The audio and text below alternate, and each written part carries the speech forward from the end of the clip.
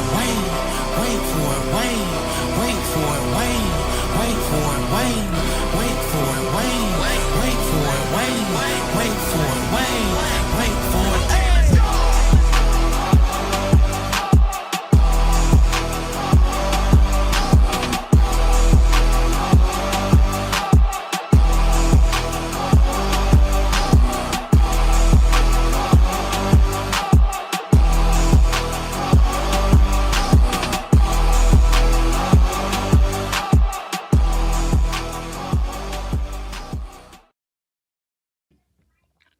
Ladies and gentlemen, welcome back to Latino Free Minds. I am Gio. This is my co-host Christian. Christian, how you doing?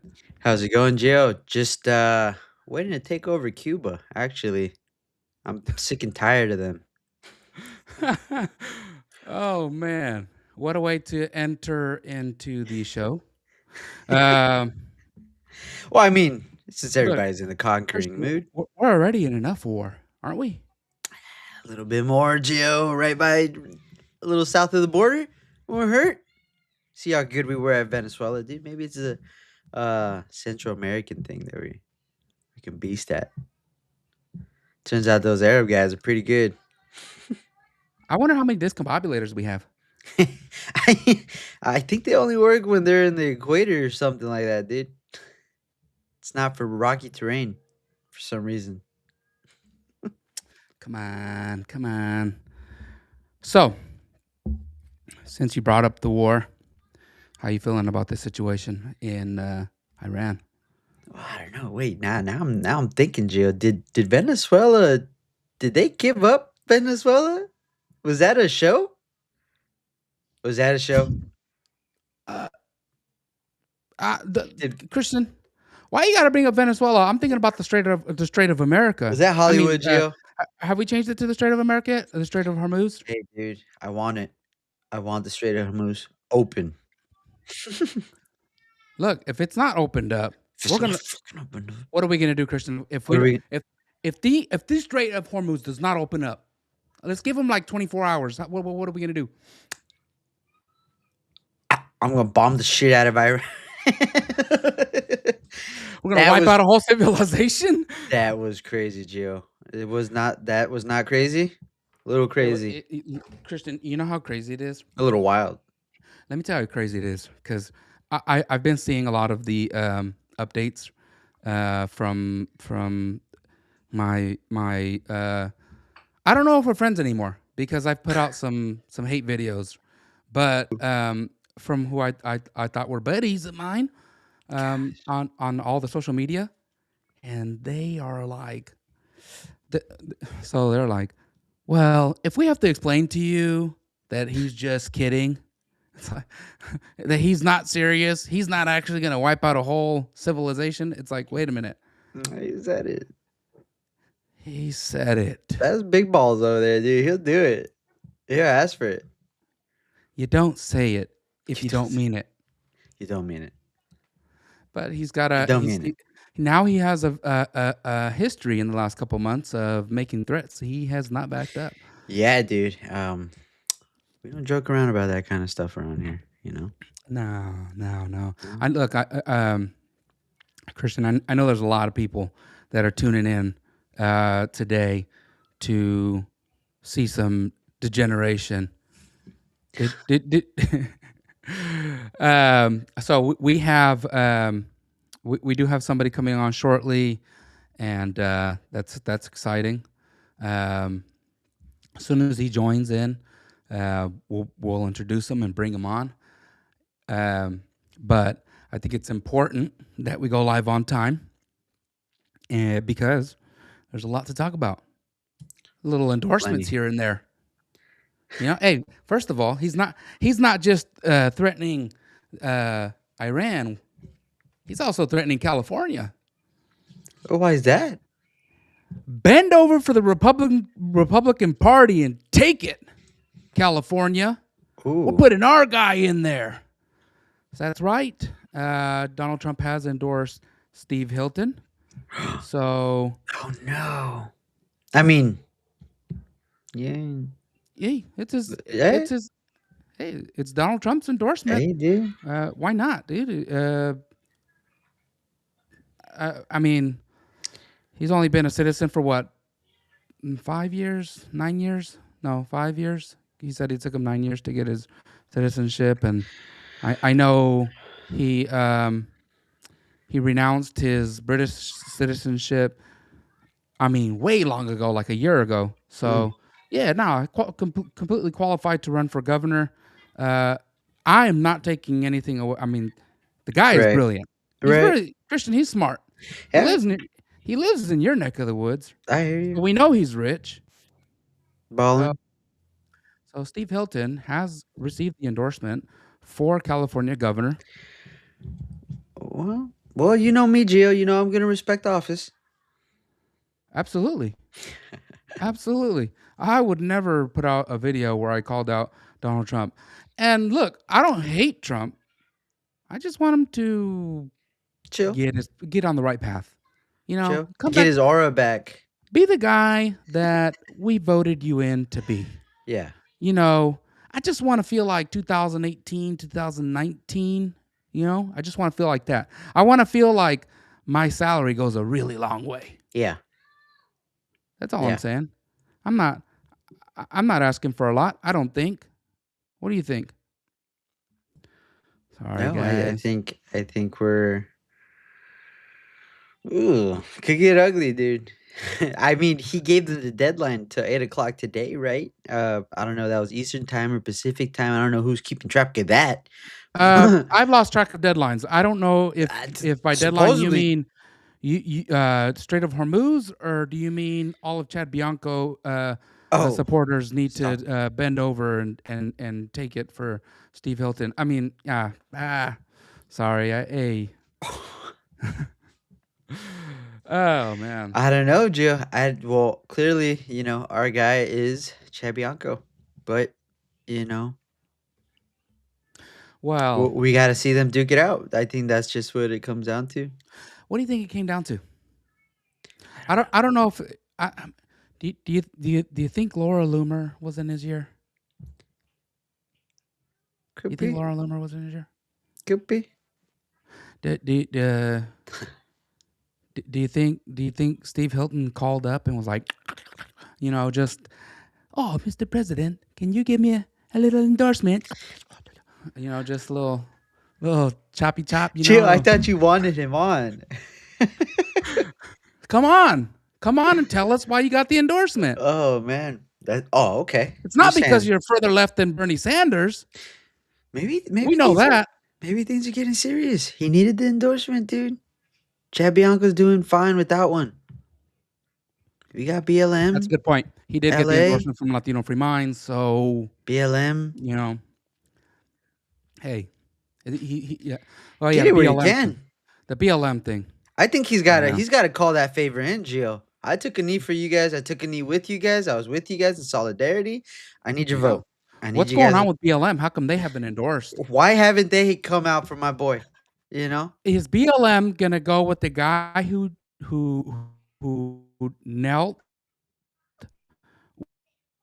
with the protesters in Riverside and then arrested 30 of them and chased them out? Or follow me here, Christian, Or do all of these things. I'm just, I'm not making accusations. This is all true. All the way back to 2016. I know a lot of people go, well, he was forced out of the company there of, what's the name of the company? The Crowd Pack. Yeah. He was forced out of Crowd Pack. He left Crowd Pack. So you're lying. Well, sure. Yeah. So Hillary Clinton ran in 2018 after the fact that that Steve Hilton was chased out of Crowd Pack. That makes a lot of sense. Mhm. Yeah, that makes a lot of sense. So, question is, we know who Trump has endorsed. Who Okay. will BLM endorse? Somebody reach out to them. Yeah. Find out. Yeah, you get it's Is it going to California. be the guy? Is it Gotta going to be be somebody. the guy that chased them out of Riverside and arrested 30 of them, or is it going to be the guy that helped send them money?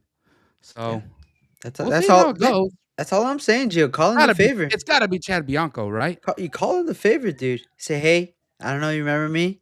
Name's Chad Bianco. Catching a little heat for you guys right now. But I'd really appreciate the support out here in Riverside. you know, all I'm saying. Oh man. No, in all seriousness, good luck, man. You know, I'm So sure does you're gonna get Trump your want 1-2%. reparations? You're gonna get your 1-2% bump. What's that? So does Trump want reparations? Is that what he wants in California? Uh, California? Is that even true? d- Uh, dude, I wasn't even gonna bring up the reparations, I don't Christian. know. It was asset reparations. Oh, If so anything, land, asset reparations are okay. land. I think everybody's okay. What Listeners, about the mule? if you're okay with asset reparations, please let us know how you feel about asset reparations here in California. We're not going to get into What does that if mean? we should give reparations in a state where slavery was never legal. We're not going to get into that argument. So save it, guys. Gio, did he? Is that We just him? want to know. Did he try to? Thoughts. Reparations, yes. Asset reparations, no. Let us know your thoughts. Is that was that him trying to clear him? Was that him trying to clear himself? I honestly, I don't know. You know what's funny is Christian. I don't know if you know this. Probably don't. I you're a lot younger than me, so you're not mixed in with this social media stuff. My generation, we need attention. We need attention. My generation. So I made a video. I made a video a few weeks ago, and I think Oh, everybody's head. Because if you didn't know the words and you hadn't seen the video, you'd have been like, "What the heck is this guy talking about?" I'm gonna unfollow Latino Free Minds because they want asset reparations. Uh, I did have to write a script for it because it wasn't completely my words. Um, just so you know, these are not completely my words. I added a couple words in here because obviously, if I had just read it the way it was initially said, it would have sounded a little bit weird, especially because my British accent is not very strong. I'm not going to tell you who said this. Let's just say it's very close. I can't hear you, Christian. It's very close paraphrasing here. sorry, Gio. I said it's only your fault because you should have. You knew you were gonna do the British accent. You had enough time to practice. I'm not good at it. I I'm not good at it. hate it, Gio. I hear people hit a nice. Someone on the outside of the nerdy perspective. Yeah, I can't do Oh, it. you went a little Australian right there. That's the Literally. thing, Gio. I always go I Irish. can't do it. I go You Irish. go Irish? I go I Irish. go Australian. I would be renouncing the wrong citizenship. Yeah, dude. And then the ye old English, I don't know. And then the Scousers, we don't get Maybe knocked out. somebody with the populist perspective. Yeah. Populism. I think the I like positive Scottish. kind. The positive kind? What are you talking about? Might positive contemplate kind. on racism in America and conclude that because of the depth of the anger and mistrust here, the intensity around identity and past oppression, Whoa. that many of the barriers African Americans face today are uniquely the result of discriminatory policy from slavery to Jim Crow to the New Deal even, and the biggest is wealth inequality. Someone might even go as far as to call for asset reparations. Obviously, because I had to say it myself, right? I had to say it myself. But the words are his. You want to guess who said that? Who said that? Steve Hilton. Wow. On his Fox News show. If you don't believe me, just YouTube it. Steve Hilton, reparations. When? Be the first result. When did he say this? Doesn't matter, dude. Doesn't matter. People, here's the thing. I get a lot of phone calls from both sides. Both sides. I don't argue with friends. I argue on here because this is our show and this is where we like to talk. We bring ideas.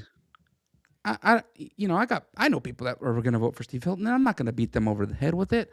They already have enough embarrassment in their life. So, They're dumb.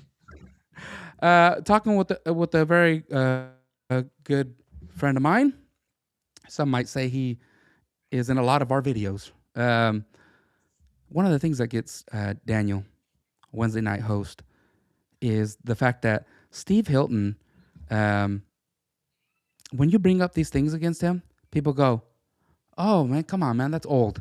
He's changed." Come on, And it's like, wait a minute. Gio. Come So on, Steve dude. Hilton can change, Uh-huh. but Chad Bianco can't change.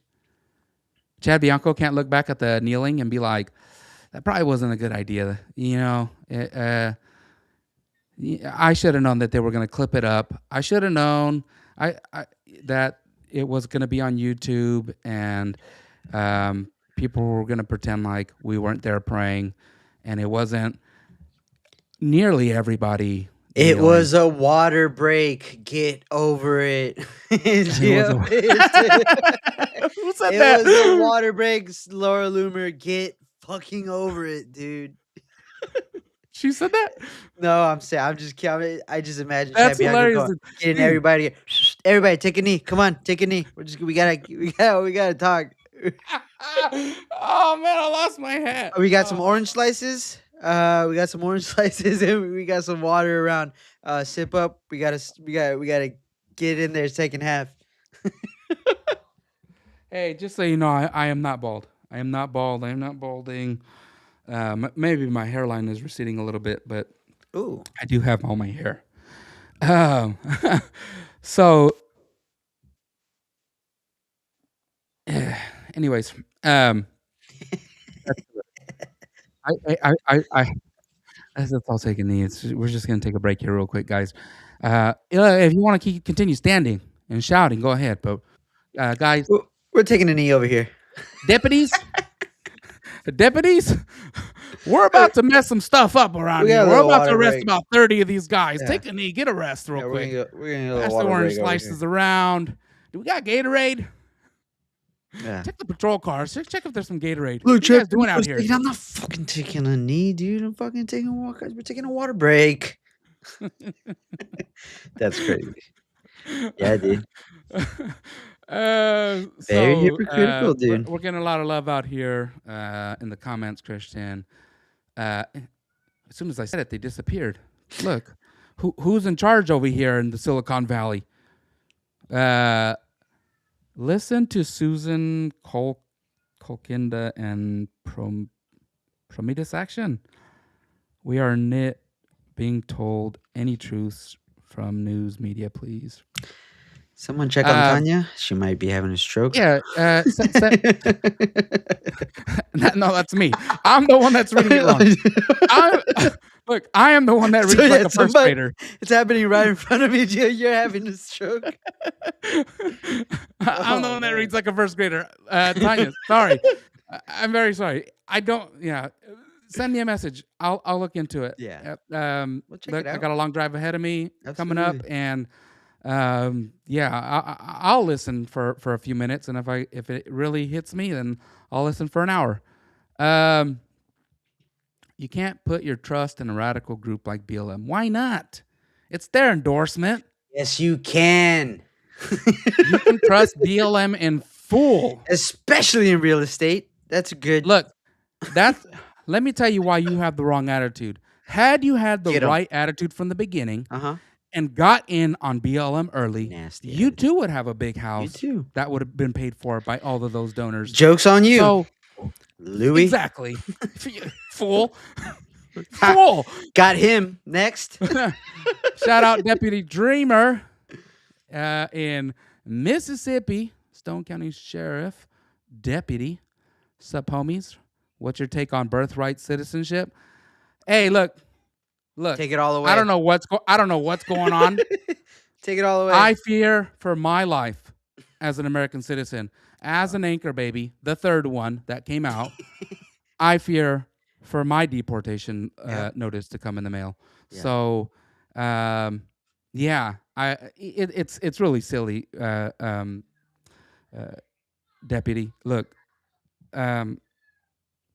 Do I think that if you're born on U.S. soil, you should have citizenship?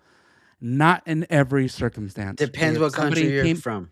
If somebody came over here from Puerto Rico, no, I'm just kidding. If somebody came over here illegally, If you're from Bosnia, we gotta do a couple interviews. if you have no papers, then you got to get your baby and go. Okay, you already took advantage of our healthcare system. You had a baby on the taxpayers' You dime. got us. Get your baby. You gotta bounce. Nah. In seriousness, though, if you're here on a visa, like a long-term visa, not one of these. Oh, went to Disneyland with a big, ready to pop, and suddenly there's a baby born in Anaheim and he's got an American citizenship. It's not fair. It's really not. But if you're on a long-term visa, like you came to work for, I don't know how long these visas last. Let's just say they're 2 years, and 6 months before you go back to whatever country you're working here from, you have a baby. I mean, you it's not like you came here pregnant. So, if you conceived here with permission, being here with permission, and had that baby, well, maybe we need to consider giving them citizenship. That's God's will. That's not my will. I don't know. I really don't know, Deputy. I can't figure it out.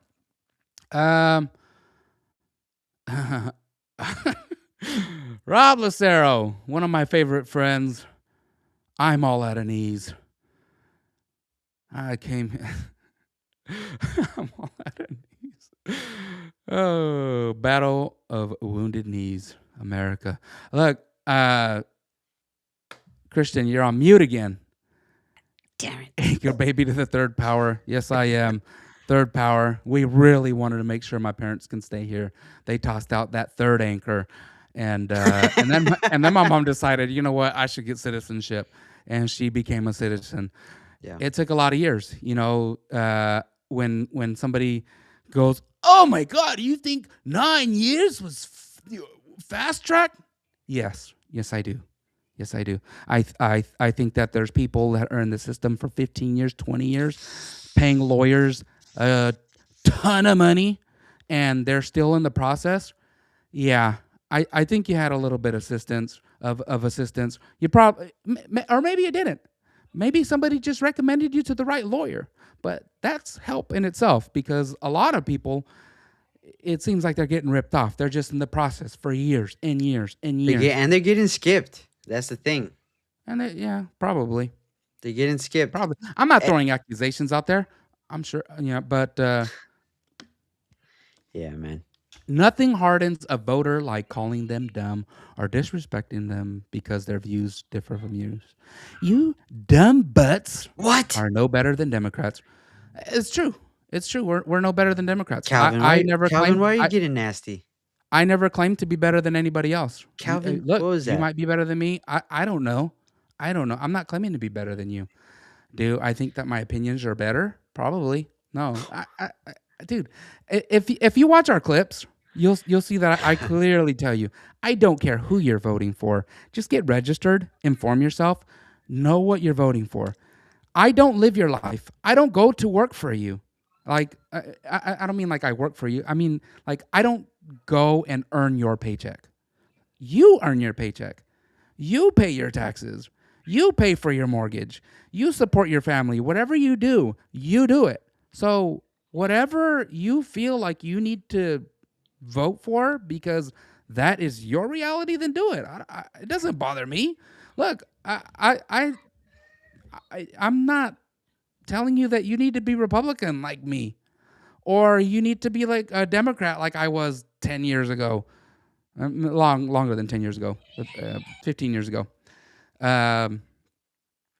It doesn't affect me either way. It doesn't. All I hope is that you actually look into what you're voting for. It's very important. If you don't become informed, you'll end up passing up on great candidates. People like Rob Lucero for city council, who would have been the best option out there, but a bunch of dummies. Nah, you know what? I just, your opinion is your own. Um, I went to, I went from the old ball and chain to the boat anchor, baby. The ball and chain. Oh man. Uh, from marriage to the anchor, baby. Uh, that's America, baby. We definitely need immigration reform for real, though. I think so. There does need to be immigration reform. A lot of people complain about the system. Um, some people think it works great. Some people have only been here for 12 years, 15 years. He came in 2012. Do the math. I feel like an idiot. 14 years. Some people have only been here 14 years. Um, so, um, they think the process for immigration here is great. I don't agree. I've seen a lot of people in the system. This is one I actually really agree with Chad Bianco on. The system does need to be fixed. Am I saying that there needs to be amnesty? Hell yeah. Yeah, give them amnesty. Yes. No, I'm not saying that we need amnesty. That's going to be a clip. I know it's going to be a clip. I'm sorry, Christian. Your face is in there too. My bad. It's all right, Gio. My bad, dude. I've got even more radical ideas. I was gonna say, hey, give them papers, but don't let them vote for like 2 election cycles so they can really see who's treating them best. I don't know, look, dude. We're tossing ideas around. Yeah, look, this is the great thing about the United States. Put your ideas in the comment section. And Gio, what is You might just change my mind. Look, I might tell you you're stupid right now, but next week I might agree with you. What does Chad think, Gio? What does he said? I think we've touched on this before, but I'm not. We got some new listeners. What's he? I'm think? not in his mind. Has he said anything? I'm not saying that this is official from Chad Bianco. I'm not in his mind. We don't sit down for lunch every day, okay? But my view from what I've heard is that there needs to be an improvement in the immigration system. It's backed up. People sit in the system forever. Visas don't get approved. Green cards don't get approved. Citizenship gets held up, and that I agree with. And when he's just talking for 3 hours and words come out because you get fatigued for talking for 3 hours. Dude, I get tired after talking for 30 minutes. We've been live for 28 minutes. I'm tired. Gio, I ran out of ideas the first 5 minutes after I said I wanted to invade Cuba. I thought that was a good idea, and we went right over it, but we're here, so. I'm sorry, Christian. We need to go back to invading Cuba. Yeah, I just want to talk about invading Cuba, how easy that would be, Why? Huh? Why? Because of what they did. What did they do? You know what they did. What did Cuba do to us? I don't know. No. Well, I don't know. That was not Cuba. What? That wasn't Cuba. Who was that? It was George Bush Sr. You sure about that? Hey, everybody, Christian, I guarantee you, every single listener was like, I don't know, what did Cuba do? As soon as I said George Bush Sr., 90% of the audience was like, JFK. He's talking about JFK. I knew it. I knew these guys were based. No, I don't know what Cuba did. I just want it, But I know those are the bad guys, and that's pretty much what we're being told, right? A war of good guys and bad guys. And I think we're labeling Cuba. They don't even got cars, dude. And I don't know. I think we're just looking for vacation spots. Yeah, I mean, why start with Venezuela? Didn't Maduro tear things up there? We should have started with Mexico. They got nice spots. Canada. We already stormed into Mexico once. We already surrounded the Capitol once. We do it again, easy, easy. Yeah, Heck, man. nah. I almost said I'll help. Nah, I'm not. I'm not doing that. It's crazy, man. This war stuff everywhere, and it's spoken about. uh, We're joking, but we're joking. Cynthia, very sorry. You don't know if we're serious or not. Um, no, we are absolutely joking and Mhm. serious at the same time. That's kind of how we roll here. Very sorry. Um, we are w- weaving it up, like as Donald Trump says, and we're playing 4D chess here. Hey, Gio, So sometimes we sacrifice. What's up? and like Rob Lucero says there, Trump is out here playing Hey, that was 33rd. just a coincidence, Christian. That was a coincidence. Gio, I want to know, man. I see that part. I see that part where he might be pulling strings. Maybe there's backroom deals that are going on. I just don't know, dude. Is he being smart about it, or are we just looking goofy, dude? We're getting the rug pulled from underneath us, and dude, I just don't like being dumb. Having that face of like I don't know You know what what, the heck is going on. I don't know what's going on, Gio. Why are Christian? we in Iran, Christian, Gio? I don't think we're getting fooled. Let me tell you why, Christian. Yeah. I don't think he's playing through 4D chess or 600 and oh Jesus. I'm not saying that number. I don't think that we are playing 4D chess right now. Um, and I'll tell you why. And this is gonna make sense to everybody as soon as I say it. Because we're not in on it. He hasn't called me to fill me in. Doesn't make sense, right? How, how's he playing games out here and doesn't let me know? I'm supposed to be, look, I voted for the guy 3 times. I'm not afraid to say that. He didn't call me? Bro. Now I'm the forgotten? Uh, I wasn't supposed to be forgotten. We'll never forget you again. Psych. Psych. Except, hey, you know what? We chose our teams, and you ain't playing. You ain't playing. Feed me water, boy. That's what I feel like right now. I feel like I have to pass out orange slices, and it ain't fair. Yeah, no, the worst part, Gio. The worst part is, dude, I can only imagine how the last few episodes of The View have been, where they're just like, I got you. Mm, mm. Oh man, I don't know. Well, look, Gio, right? We went into Iran because around what 33,000 protesters were killed, murdered. But we got your boy out here threatening a whole civilization, wiping out a whole and it doesn't need to happen, but it will. It will, dude. Pam Bondi. Did you hear about Pam Bondi? I saw her picture in the trash. Who's running these Oh accounts, man? man.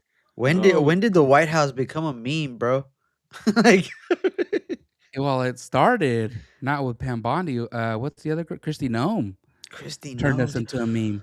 Yeah, she was posting those videos. bro. Hey, I Wait, don't know what. I don't even wait. know what you're gonna talk about, dude. I I don't don't. even know what I don't even you're want to bring it you're up, dude. breathing in for. Dude, the View is laughing at us. You, The View. the big inhale that you just did. Thanks a lot, Christy. Thanks a lot, Christy. Get it together, Oh dude. my Act like god. Jay, just when I thought we had a chance at coming back, he came out and was like, hey, like guys, and I think it was a response to my the hate that I gave him like a few days ago because he came out like within a couple days and was like 3 weeks, guys, 2-3 weeks, this is gonna be done. I was like, oh, he responded to me. He didn't forget me, and then the embarrassment just had to get piled on. I don't understand. I just why guys can't Brian, have fun. Brian Nome, what is wrong with you? Guys can't have fun no more.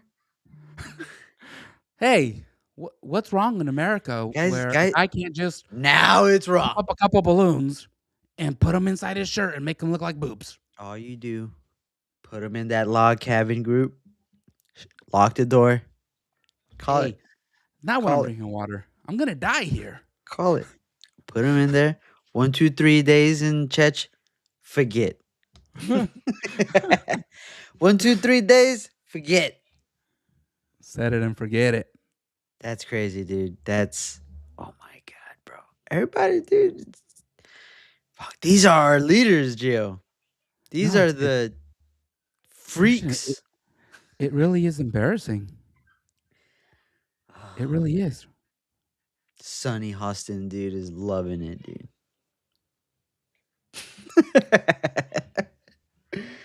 I don't know. We'll be all right. We'll be all right. I I don't know. I feel like there's a lot of people in America that have been missing out on an opportunity. Okay. Um, I've never had an interest in wanting to have very large bazungas, but I'm sure in this country, if you have an interest in large uh, female chest, right? Then you should have it. Just go get some balloons, blow them up, enjoy. Enjoy your life, I guess. It's sick, dude. It's sick. It's supposed to be a Christian show, Christian. Oh God. Yeah, Gio, that's Um, bad. That's a bad way to get caught up. That's a bad way. Oh, dude. Yeah. And you know somebody's had these pictures for a while. They've just been sitting. So you got to ask yourself, why now? Why now, Gio? Why get Pam Bondi and get Christy Nome out now? Was did the Republicans let this out? Did the Democrats get this out? I think if the Democrats had this, they would have let it out day one, right? They love that no, tranny shit. no, Chris, Yeah, stop. The- Republicans. Why are you doing that? Why are you doing that? If the Republicans. Democrats had We it, they did would it. release it. We did it. We do it again. God, every week, audience, I gotta apologize because every week Christian comes on here and brings up the Epstein files, and there's nothing there, dude. Nothing there, There's dude. I'm nothing there. tired of bringing it up. Yeah, I mean, just a little bit. I feel like you look a lot taller than me. That's why I wear the hat because even though I am very short, a lot of people are gonna be surprised at the California GOP. They'd be like, "Damn, I thought this guy was bigger." Um, 5'4", but with the right shoes, I'm about 5'5.5". So y'all be ready for me. That's all I'm saying. I'd like to see Congress invoke the 25th Amendment on Donnie. That's how I feel today, boys. I don't know. I don't know. I won't even say your name because I'm not gonna put that on you. I'm not gonna put that on you, Ricky Bobby. Look, here's the Don't thing. put that evil I on me. don't I don't want Donald Trump to not be the president. I just want him to clean it up. Mhm. Okay, Act like you've been Look, here before, Trump. act like you've been here before. Look, act like you had like a year or two of everybody loved you, like everybody was ready to vote for you again. Everybody was like, "Yo, 17, 18, 19, man, those are the good old days." We were like, "Hey, let's make America great again." This time it's like, "Nah, let's just make it 2018 again, Yeah. 2019." Because it's hard, man. It's hard. Let me send a message real quick. It is hard. It's hard on the economy. It's hard on my wallet. I don't have a gas car. That's below me. But but dude, I see these gas stations, man, and that $6.19 at one of these like Loves type gas stations, dude. That's crazy, man. I have a Chevron. I don't live too far away from that famous Chevron over there in Atherton, where it gets up to $9, dude. Sometimes $9, $9, but you're talking about, old Christian, money. dude. You bring it up, okay? I brought it up. $9, right? What's gonna happen next month? Some What's of gonna these happen? signs don't go double digits. Yeah. Oh. Well, I'm don't nobody fret because we're gonna open up the Strait of Hormuz. Strait of America. Strait of America. Honestly, Christian, I, I, I don't know. I have a Tesla, right? I do drive electric, and that's amazing. Even though I know PG&E rates are going to go up, that's amazing. But I had to fill up the Atlas on Sunday. That hurt, man. I was crying. That hurt big time. It was like $90, and it wasn't even. I didn't even need a full tank. 15 gallon tank. If you're not in California, I know we got a lot of listeners outside of California.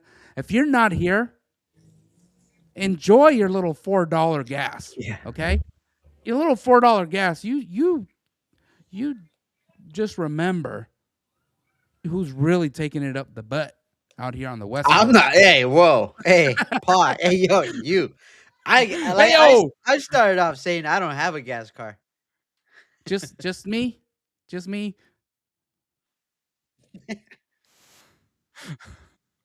Right? Oh, yeah. No, Uh, man. Yeah, because I am thinking about getting a truck, and I think maybe not. hey, hey, wait a minute. Wait a minute. I just got some disrespect in the comments saying that the draft age is coming for us. I'm still in the draft age, baby. I can still go. I'm But flat-footed. I'm I got I'm what eczema. I'm what you would call I have bone Screws. spurs. Bone spurs. So True. I can't go. Yeah, I got eczema. I'm flat-footed. I'm sorry. Look, I know we have a lot of Trump supporters that listen. I'm the Look, firstborn. I like Dude. Don't make me Trump. go to Canada. I like Trump. But he's messing up lately. And we have people on the left side that listen to the show too. I gotta entertain them too. I'm very sorry. I hope so. I'm very sorry that suddenly conservatives are so sensitive. You just seem like a bunch of liberals nowadays. Come on, guys. Yeah, dude. Dude, I got so much water. It's gonna be a long night. Now, Christian, I don't know if you're sticking around all night.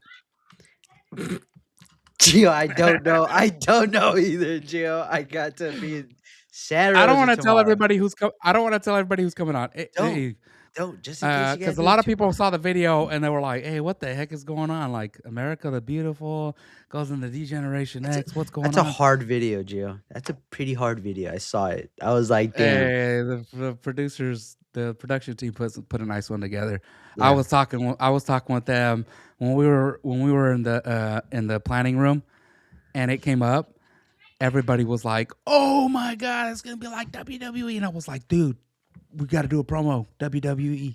Like, you got to get like Stone Cold Steve Austin or something coming in." And they were like, "No," I know Kane will do it. it's very possible we're gonna have more than one person coming in. It can't just be Stone Cold. I was like, all right. Yeah. Robert Lucero, you want to repeal the Second Amendment? What? No, the 16th Amendment. I don't 16th Amendment. I don't know what.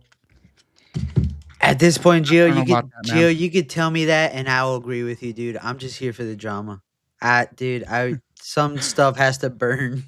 We're at that point, dude. Bobby Sauce is right, dude. We gotta burn the system.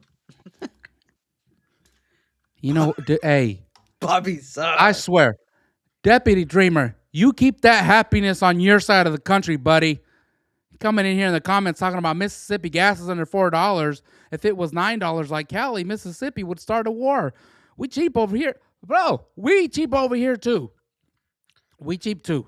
Well, Gio, I don't think Mississippi's gas is enriched with all the stuff that we put in our gas. So I think they gotta settle down. Mississippi gas is nice gas, but we got California gas, and We there's have like no 3 other gas. steps you gotta do. There's no you know? better gas. I was talking with somebody on the phone last night, and he was telling me your gas is the best. It's. I'm just Yeah. saying, Gio, Mississippi I, probably I has. haven't been watching Trump lately, so Gio, I'm just saying, Mississippi probably has thousands of refineries. We got like 5 over here, dude. We're doing it on our mode. What are they talking about? $9? I'll pay 10 if I have to. I was talking to a very popular governor last night. Yeah, your governor. Come on, guys. And he was telling me your gas is tremendous. Yeah, dude. Sucks. We're in a very particular spot, dude. Hey, when you can get free gas, if you can siphon gas, do it. Do it. Yeah.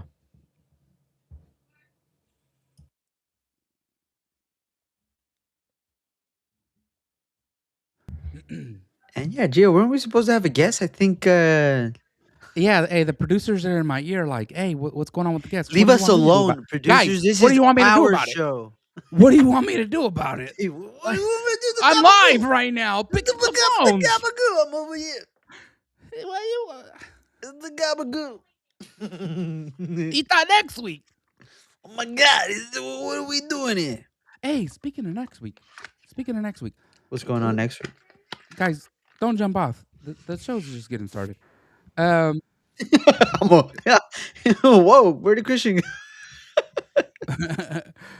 go? April 14th, next week at 7:00, we got a special guest coming on. And I promise you guys, I'm going to say the name. Some of you will know who it is. Some of you won't. But I promise you, your blood is going to boil. You might cry. If you have kids, this one's going to be a hard episode. We will be having Adam Vena will be joining us next week at 7:00. And Christian, just to remind you, Mm-hmm. Adam Vena Uh-huh. is the dad of a boy that at 2 years old, the mom Oh. transitioned to a girl. Now, Adam's going to give us all the details. I don't want to go after the mom. Okay, guys, don't like let's not jump to conclusions just yet. We need to hear the story. But tune in next week. Don't leave yet. We still got a long show ahead, but next week is going to be exciting. I just had to tell you guys right now so that you guys were ready and expecting it. Hey, Rob Lucero, thank you. You're the one that made this happen. We appreciate you for setting up. Adam Vena is your bro, and I'm hoping he's going to be our bro starting next week. Rob. Yeah. What's going on Instagram? Comments on Instagram. Photo guides can be very misleading. I know! Catalina, thank you so much. It's true. Voter guides, vote yes if you do not want to unnecessarily negatively want to impact Proposition 50. Positively. To not yes, not on a yes, Tuesday. On a But not on Wednesdays when the moon is at half dawn. What? yeah, a lot of people saying yes, stay informed. A lot of people saying we're wrong, that we should be voting Steve Hilton. No, actually, nobody said that. Just that one person that said we're stupid. Yeah, it's Calvin? true. We are stupid. Relax, dude. Calvin, dude, that was nasty. Calvin, if we were smart, Calvin's probably not watching, or he is. Maybe he's recording. Calvin, dude, thank you. Look, if we Shout were out smart, Calvin. we would not be doing this. I would not be putting my face out there if I was I'm smart. gonna get fired. I get a lot of people hating me. I got a guy in Nevada. I invited him on the show, and he went off on me. And He gave you a little I mean, American Sniper action. not a little American side. The dude left me like a novel on He X. said, I was "How like, about you bro, go?" nobody's gonna see this. He said, "How about you go change the targets over there, huh?" I'm gonna make you look stupid on your own show. Look, I just invited Thanks. you on the show. I said, come give your point of view. This isn't a debate. This is not the kind of show. We're not here to debate you. This is Latino Free Minds. This is not Latino Rob. Battle Minds, Latino Debate Minds. This is Latino Free Minds. Come and say what you want to say. And hey, everybody's going to be like, everybody listens, and, they'll know you're an idiot if they hear you. Just expose yourself. I don't need to show everybody that. I'm not me. Hey, but don't worry. We're all idiots. I just told Calvin the truth. I'm stupid. If I was smart, I wouldn't even be on here. Get it together, Calvin. Christian is smart, though. Christian is smart. He kind of keeps the show going. He does keep the show going. No. I couldn't do this without Christian. I'd Christian, be I couldn't do napping. this without you. I couldn't do this without you. The way my mind works, if you guys, you're gonna find out at the California GeoFeed, you're gonna be like, this guy is boring. The way my mind works is I need the words that get my mind going. It's not an automatic start. It's like a lawnmower. Yeah. Sometimes it needs like a strong pull. And Christian, Pause. he's strong. Sometimes I need a long. I'm not strong yanking tug. nothing. No. I'm not pulling nobody like a lawnmower, Gio. You're a push to start. Nobody. I'm not yanking your lawnmower. Oh man. Ew, Rob, dude, don't be doing that. That's freaking gross. Hey, what's up with your boy Rob, dude, taking upper deckers? Dude, What does that mean? this guy's pooping in Hilton's toilet. I stayed at Hilton's. Rob. Oh man. Rob, that's we don't do that. righteous. I hope you took a picture. Don't know. Send it- I know send Rob it- did. I know Rob Send took a it- Send picture. it to Steve Hilton. That's the next comment. Oh man, look, for our listeners, I know that you're loyal. I am not asking you to shit in a paper bag, light it on fire on Steve Hilton's porch. Please don't do that. I'm not giving you ideas. Don't do that. That would be terrible. That's not something that we do. That's not American. Yeah. I hate Lighting nasty shit on stuff like that, dude. I hate when people fart around me, dude. I can't handle that kind of stuff, Gio. The other day you were telling me you got a hernia from sitting down for too long or something like that. And I didn't say that. Whoa. Wait a minute. I did not. No hernias here.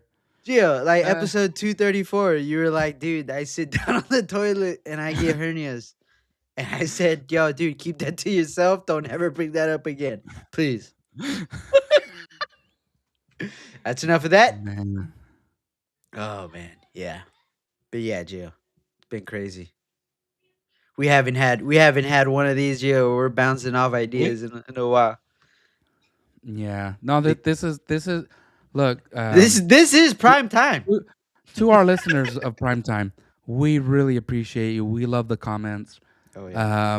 When we have They're men not so mean anymore, Gio. saying that they want to kiss Christian because they think his mustache is handsome. Oh, dude, get I'm out of like, here. bro, it doesn't get better than this. I'm just kidding. They didn't say that. Nobody wants that. It's like a caterpillar. Yeah, dude. Yeah, the comments are not as nasty as they used to be, dude. I used to avoid those comments, dude, just because I got a little brittle soul. And I'll go to sleep with these damn comments in my mind and I'll wake up with them. What's wrong with his eyebrows? Fuck. Damn it. Yo, I don't know. Well, Sorry, I'm talking to the producers while I'm live. I don't know. I don't know. What do you want to Yeah. do? I wasn't ready. Um, let me see something here. Ooh. We just I think we got a heavyweight. yeah, we do. I think we just got a heavyweight coming in. Yeah. Hey guys, can we get the Stone Cold Steve Austin song on? That would be awesome.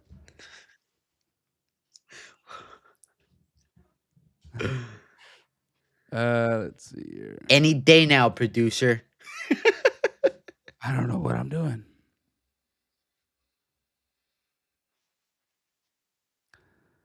It's just me.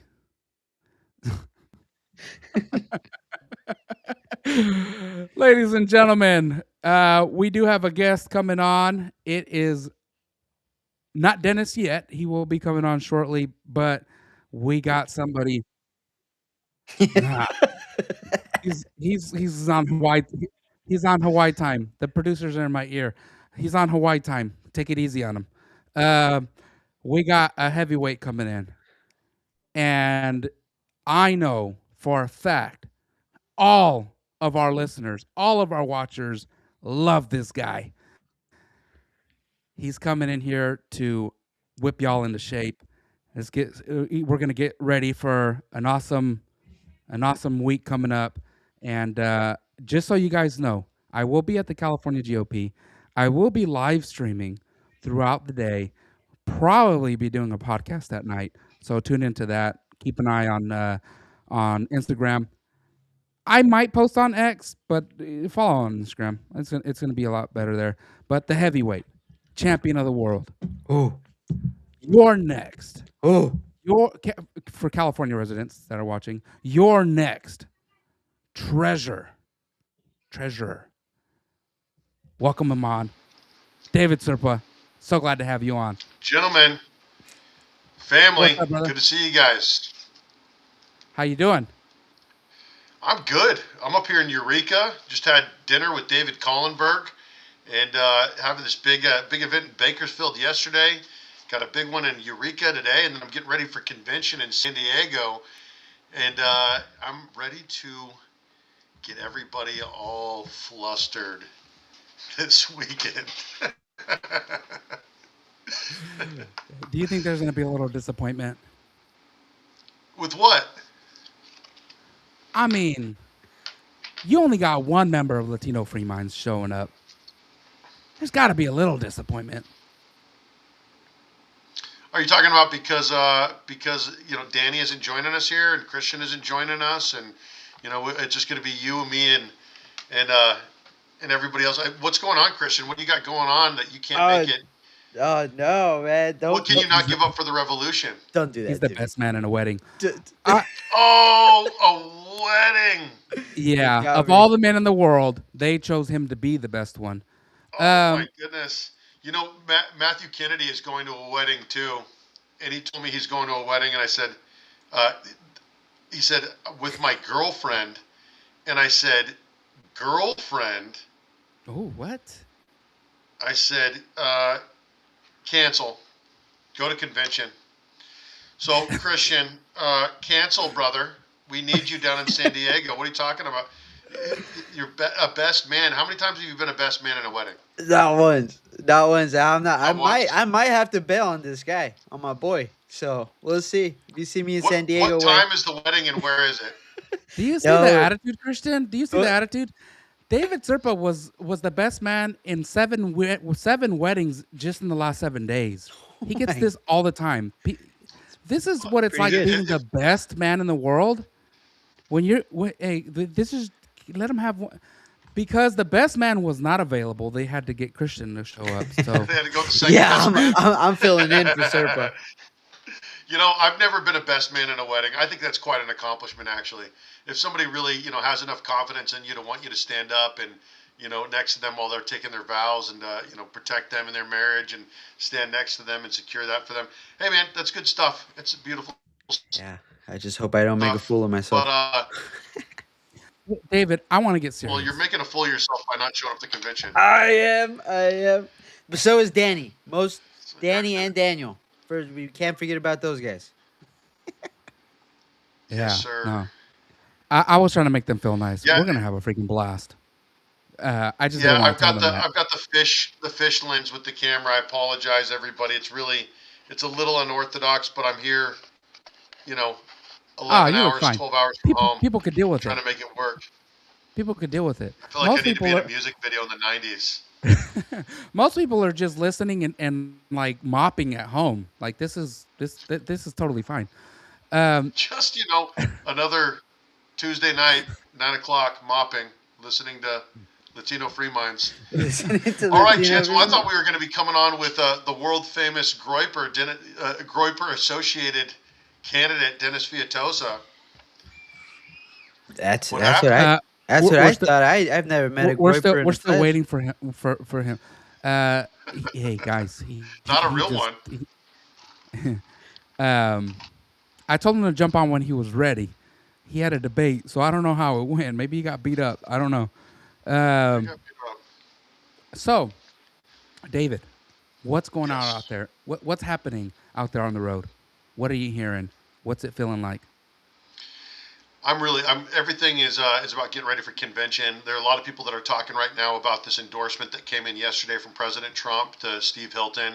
Um, I don't think that it's going to have the kind of impact that people think that it's going to have, especially because I think that Republicans, the grassroots, are already in line for Bianco, which is why this endorsement came out. Everyone's like, it's kind of a weird time for President Trump to come out and endorse Steve Hilton, and I think, well, not if you're paying attention. Paying Yeah. attention, you're reading the comments, you're looking online, you see that Bianco has pretty much secured the grassroots. He's getting a majority of the Central Committee endorsements. And so I think that this is kind of a Hail Mary amongst the establishment to try to get Hilton in there because they don't want a grassroots candidate. They want a uh, Swalwell versus Hilton, general. Swalwell's out, dude. You haven't heard Do you the think he's out? accusations against him? Oh, I don't know. I don't know Come if they'll on, stick. David. I think that Look, they're the trying way to. Go ahead.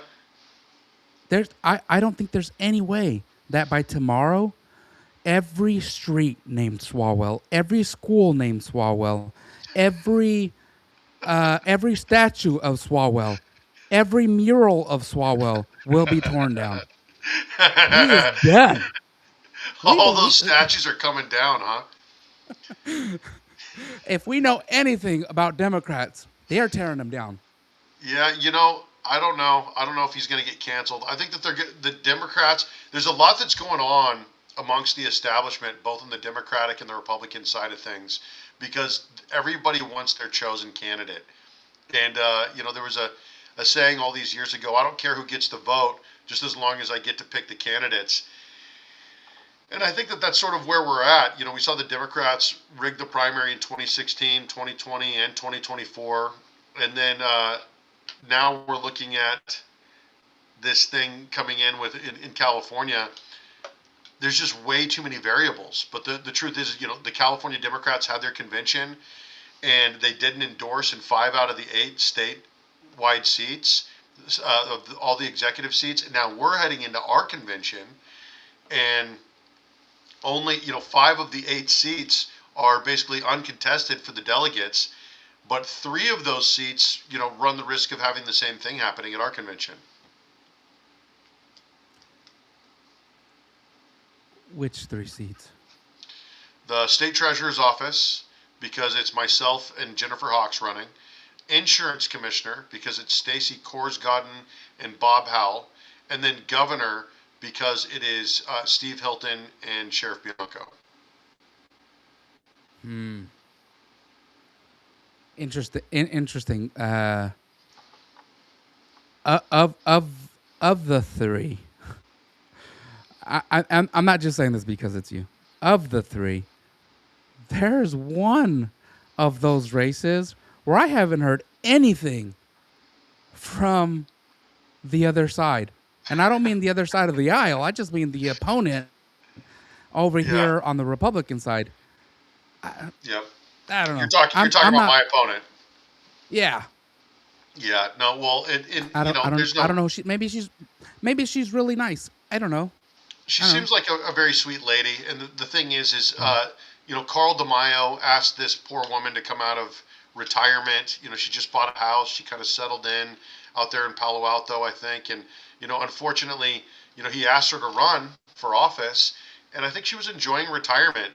You know, I'm looking at Facebook, and you know, I think she still doesn't have a Facebook account. She has an Instagram account, and she's following 8 people, but 3 of the people are Carl DeMaio. It's Carl DeMaio for Assembly and Reform California. And so I'm kind of watching, and I'm keeping track on her on, you know, and she's joined X, you know, but yeah, man, there's really nothing happening in that race. But and then we've got the insurance race where it's Stacy and Bob, and then the governor's race, where I really think that Sheriff Bianco is going to come out with the Republican Party endorsement. How do I get Yeah. You Serpa to know. stop by the high desert? Homie, you're just a hop, skip, and a jump away. All you got to do is ask or shout at your boy, and I'll come out and see you in the high desert. Come on, man. Any given day, just give me a ring. That's where my wife is from. She's from Victorville. That's Oh the stomping grounds. We know what it's all about. I'll come out there and I'll see you. man. She's a little trashy like that. She's from Victorville.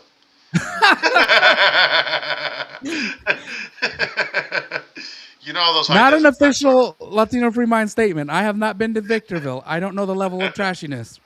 Hey, Oh I don't know no, hey how. man, I don't know Victorville, how it those are my compares to homies. like early Martin stuff. No, I don't. Just joking. Lovely angels out there. So, All right. so you have traveled up and down the state.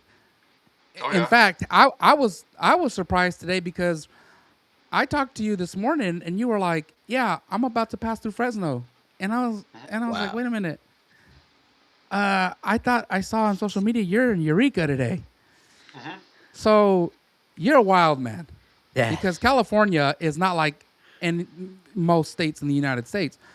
Yep. Eureka is far. That Yes, mileage yes, tax. it That is. mileage tax is gonna get you, Serpa. You better.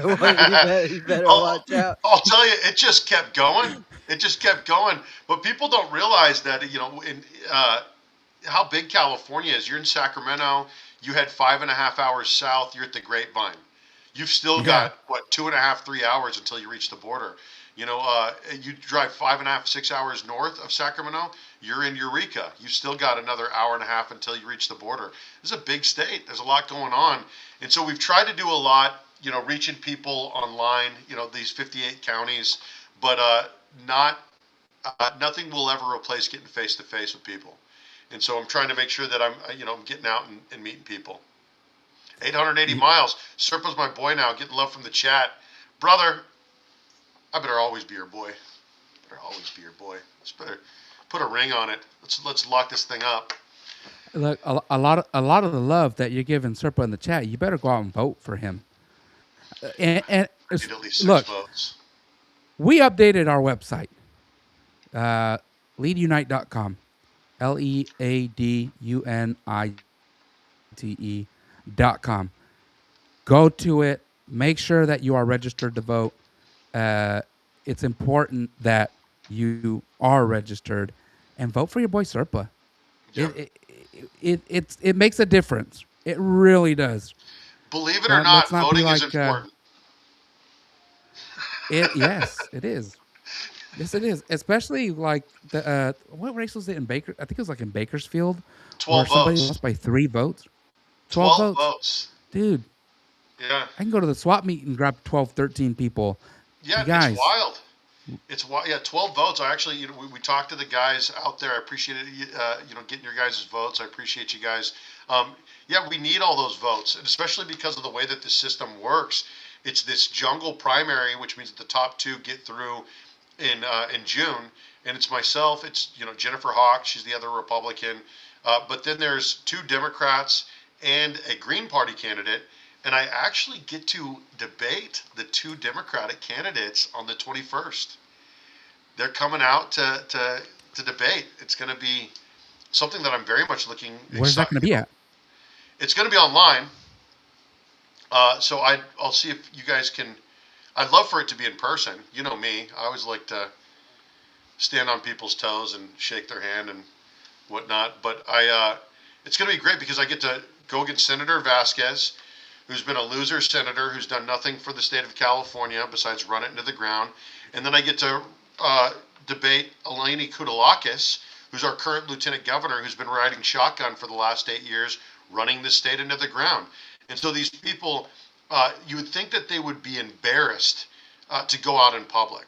You would think that they would be embarrassed to run for another seat, because if they went in public and people knew what they were responsible for, people would be calling for them to go to prison. Yeah. Yeah. The way things are in California, I wrote an article for our newsletter, and when I sent it in, the team was like, "Dude, what the hell is this? It's like a novel." And I was like, "Well, you guys asked me to write about all the things wrong in California," and they were like, "Yeah, well, we didn't expect this." And I was like, "Dude, I feel like I just got started. That was the tip of the iceberg." So, Brother, I started writing this book, and I started writing it on day one of COVID lockdowns, called Common Sense for California, A Guide to the New Revolution. And I started writing it, I'm like, I'm just going to outline common sense like the way that Thomas Paine did, in 46 pages. But then it ended up being like 860 pages long, and I needed to write it in 2 books because common sense is not common in California. It's very rare. is that why a certain somebody out of San Diego claimed you were Marxist? Because of what? Your books.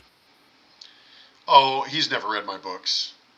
I'm sure he did. I'm sure he didn't. I'm just trying to start shit. Yeah, no. But the thing is if you listen to Carl DeMaio, I am a Democrat. I'm a socialist. I'm a liberal, and a lunatic and out of my mind. But if you listen to the establishment, on the coming from the party, I'm a right-wing nationalist. I'm a Christian nationalist. I'm a white nationalist. I'm an anti-Semite. And so it's like, you guys should get together and decide which kind of extremism I am. Am I an extreme leftist or an extreme, right-wing nut job? And a lot of people are saying the same thing there, my brother, about that watering that tree. In fact, I was just having a conversation with Collenberg, and we were sitting down at this restaurant that his family owns, and he bought a ranch a couple of years ago, and because interest rates shot up, and anyway, it's a very long story, but it's just wild to listen to the way that the water, they've gone after his water because he had pre-1918 water rights. They've gone after, through the interest rates and the way that farming is financed versus our homes being financed. They're a lot more vulnerable to the escalations in their in interest rates. So he went from having an $8,000 a month payment for his farm to having a $32,000 a month payment for his farm. What? So they're very deliberately trying to choke our farmers out of business. They have been trying to go after his water rights, and so he's constantly down there at the water board trying to defend himself. And it just, too many farmers are being pushed out of business. It's absolutely wild. Yeah, so I happened to watch this particular debate on April 1st where they had 7 people on stage here in Fresno. Mm-hmm. And I sat listening to these questions come across. I feel like most people that were watching just went over their head. And I listened to these politicians just talk about why our water is going missing and how we're going to turn it around. And, we just need to upgrade and innovate and blah, blah, blah. And then here comes this guy in plain English that's like, look, I'm just going to give you your water. I'm going to get in there and I'm going to make sure you get your water. That's it. Like, oh, I get that guy. I know what he's saying. Um, so now you come on and you explain to me in English what's going on up there, and I'm like, God, what's going on with these other guys? I mean, given that these folks are running for governor, I guess they have to pretend to be on some other level. But what the heck's going on with these politicians that just can't get across to normal people like me? Oh, sure. And I think a lot of that's because they're not normal people. You get a lot of these elitists, a lot of these sort of, oligarchs, these people who've been a part of, a ruling class for a long period of time. And it doesn't matter how much time they spend talking to you, Gio. It doesn't matter how much time they spend talking to me or Colin Berg. They're never going to be one of us. And we will never be one of them. And so, Vinny he says that his grandpa told him when he was young, and it's a great lesson. He says, these people that have a lot of money, it doesn't matter how much money you make, it doesn't matter how successful you become in life, you're never going to be one of them. And they're never going to look at you like you're one of them. And so we need to realize at some point or another that these people that come down out of their towers to rule over us, the reason why we are so disconnected is because, our legislators are so disconnected is because they don't know what it's like to be a normal person. A lot of them grew up with silver spoons in their mouth. They were brought into leadership. They went to Ivy League schools. They got cush jobs coming out of college, and then they get hooked up and groomed for leadership. And so we don't even have real leaders anymore. We have sort of like these lab-tested leaders, like Newsom, for example, he was brought up into it his whole life, came,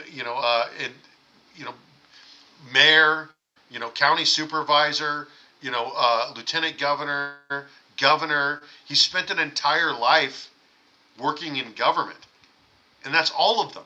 And that's because we have one party rule, and so there's no real so is steel sharpened steel, so we sharpen another. There's none of that happening because you just get a bunch of people where it's like, well, if I'm the front Democrat, and I run, then I'm gonna win. And so we end up with just a bunch of trash. Yeah. And so they're disconnected. That's one of the things that Bianco's done really well is he has very accessible messaging. He really does. And a lot of people, I got somebody hitting me earlier with, hey, he's just repetitive. You just keep saying the same thing over and over. I'm like, well, what do you want to know? Aside from, we're going to get our water. Like, that's so simple. Mm-hmm. I don't, all this nonsense about how the water is coming down into the canal and there's, whatever the hell they want to say going into the. I'm just like, guys, it's very. Can you talk in English? Why do you have to? Why do I have to decipher this? Why do I have to go to some sort of civics class to figure you out? And I'm not going to learn it in civics class. They deliberately make it overly complicated so that you feel like you can't understand it and that you check out of the process. Yeah, it seems like that. That's got to be the truth. Because that's how they make us feel, and we invite a lot of people here onto Latino Free Minds. Not everybody gets to come on because sometimes we talk to them and we're like, yeah, not that guy. But a lot of times we get somebody amazing that comes on, like David Serpa, that not only is able to speak English. This is your fourth time, huh? Not only speaks English to us to where we understand him, but he can also hold the conversation and keep it going to a point where we feel like he's not hiding things from us. I don't do well with these that. Other guys, you talk to them for an hour, 2 hours, they change it up. Serpa's been on here 4 times. The message hasn't changed. They didn't make me a ninja for the Marine Corps. I'm not going to be sneaky. They put a machine gun in my hands. I'm 6'2" and 250 pounds. I'm not good at sneaking around. I'm a through the front door kind of guy. But that's one of the reasons why I'm so excited about convention. You're going to be down there. You're going to be down there for all 3 days. I've got a lot of good guys that are coming out there. You're going to make it for all 3 days that have never been to a convention before. And so the reason why this one is so important is because there are 8 statewide races that they're voting on. I'm one of those statewide races. I got an opportunity to speak at convention. We earned it. We got over 200 delegates that voted for me to speak. And so it's important for us to not just, of course, get elected state treasurer, but make it possible for other people to get engaged in this, in the democratic process. So that way they don't feel disenchanted and disenfranchised and checked out. They don't feel like it's too big for them to touch, because it's just being ran by a bunch of boomers, a bunch of old people that are disconnected from, the future, because the best years that they have are behind them. And so in order for Gen Z to get an opportunity to step into leadership here in 2 years, we're going to need, millennials. We're going to need Gen X. We're going to need some of us, younger types in the Republican Party to step in and make a difference. And I'm, the youngest person that's running for statewide office. I'm excited to be doing it. Actually, you know what? I don't know about Sonia Shaw. Sonia Shaw is also a pretty young one.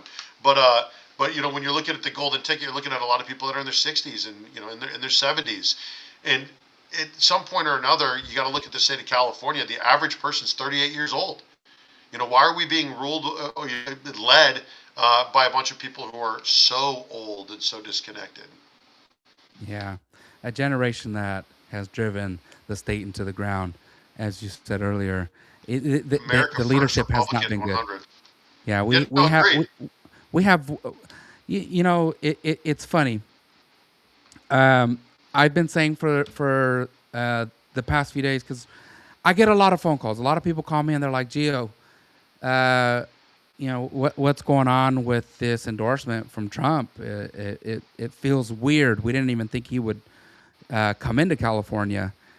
And I explained to them, if you haven't been paying attention, the United States, or the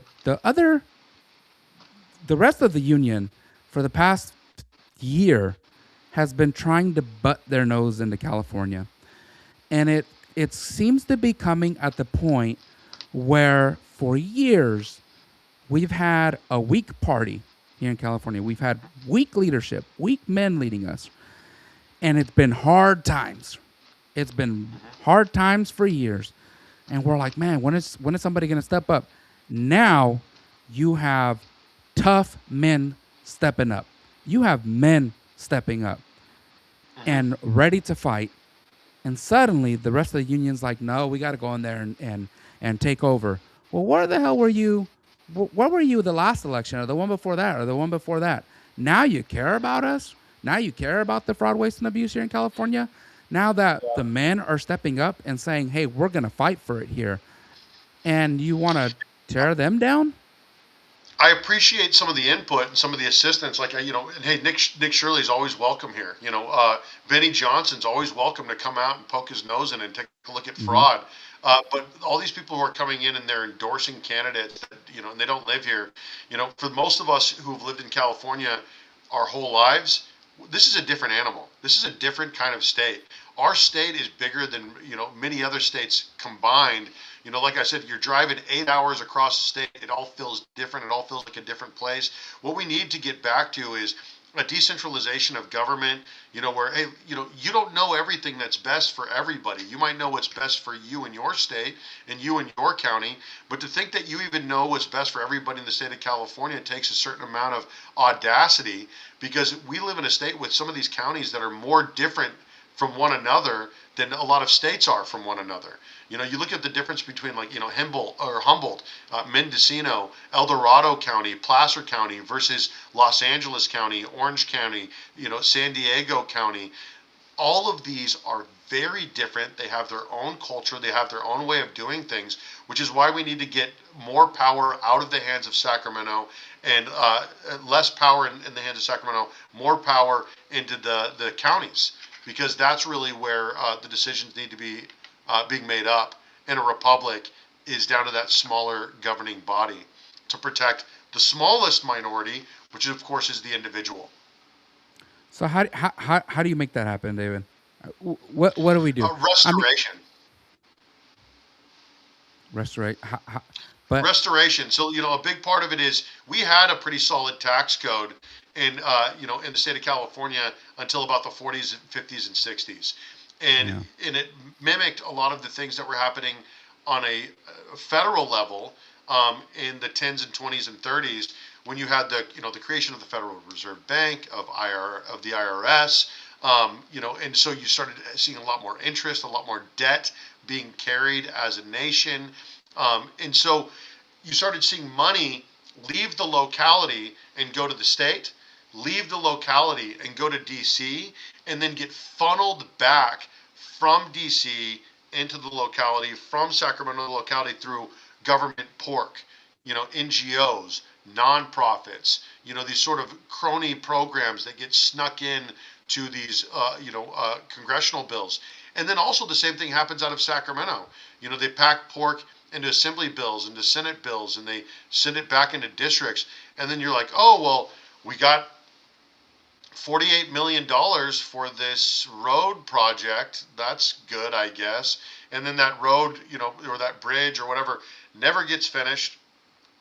It takes years and years and years for them to be working on it at the most inconvenient times. And so these are the kind of things that wouldn't be happening if we had people being better stewards of their money from the county level. Because disbursement, banking, and balancing used to happen at the county level, and then the tax dollars would go up to Sacramento from there once disbursements had happened. But that's not something that happens anymore. It happens in Sacramento, it happens in DC, it happens in the county, but most of it's being laundered from Sacramento and from Washington, D.C. man, And that's where the waste, fraud, and abuse comes in. you're talking about all this money movement. Yes. It makes me wonder, David. What position is responsible for making sure that this money movement isn't the funny business that is happening right now? Sure. And so there's sort of three positions that I look at that really end up working together in with a lot of coordination.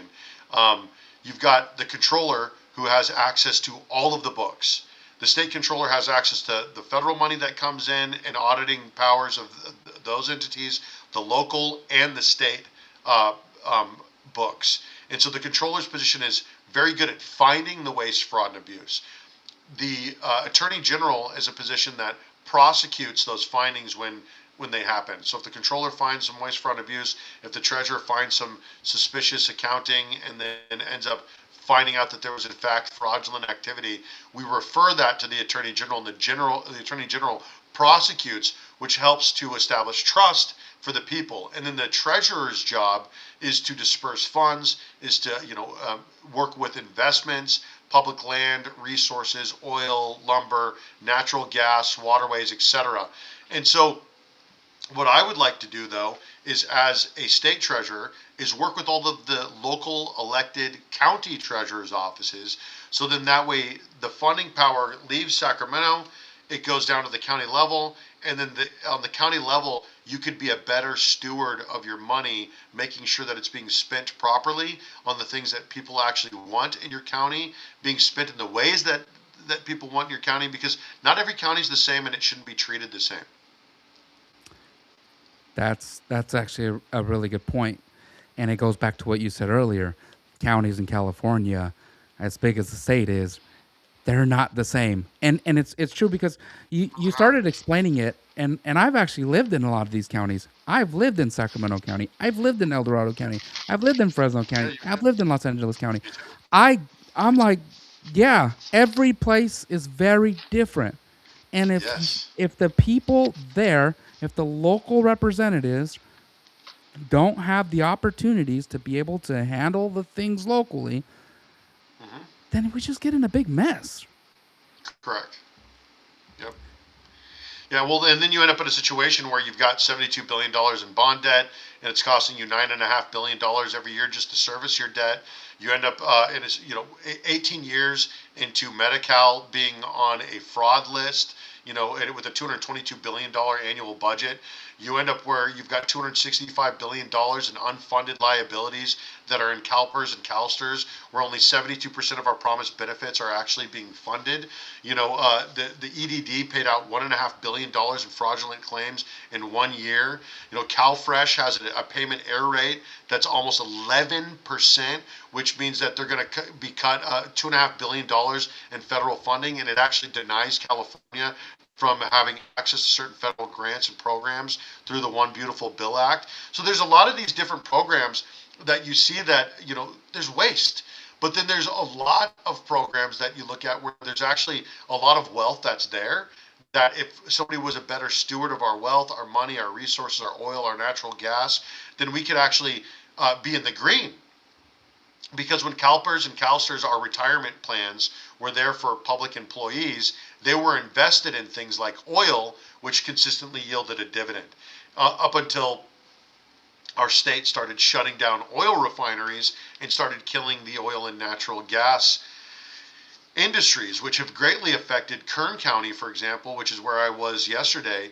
And you've got all these people that owned all these oil and gas wells. They had all of these oil rights, and then the state is essentially coming along and trying to drive people out of business and making it impossible for people to solve the problems that government is creating.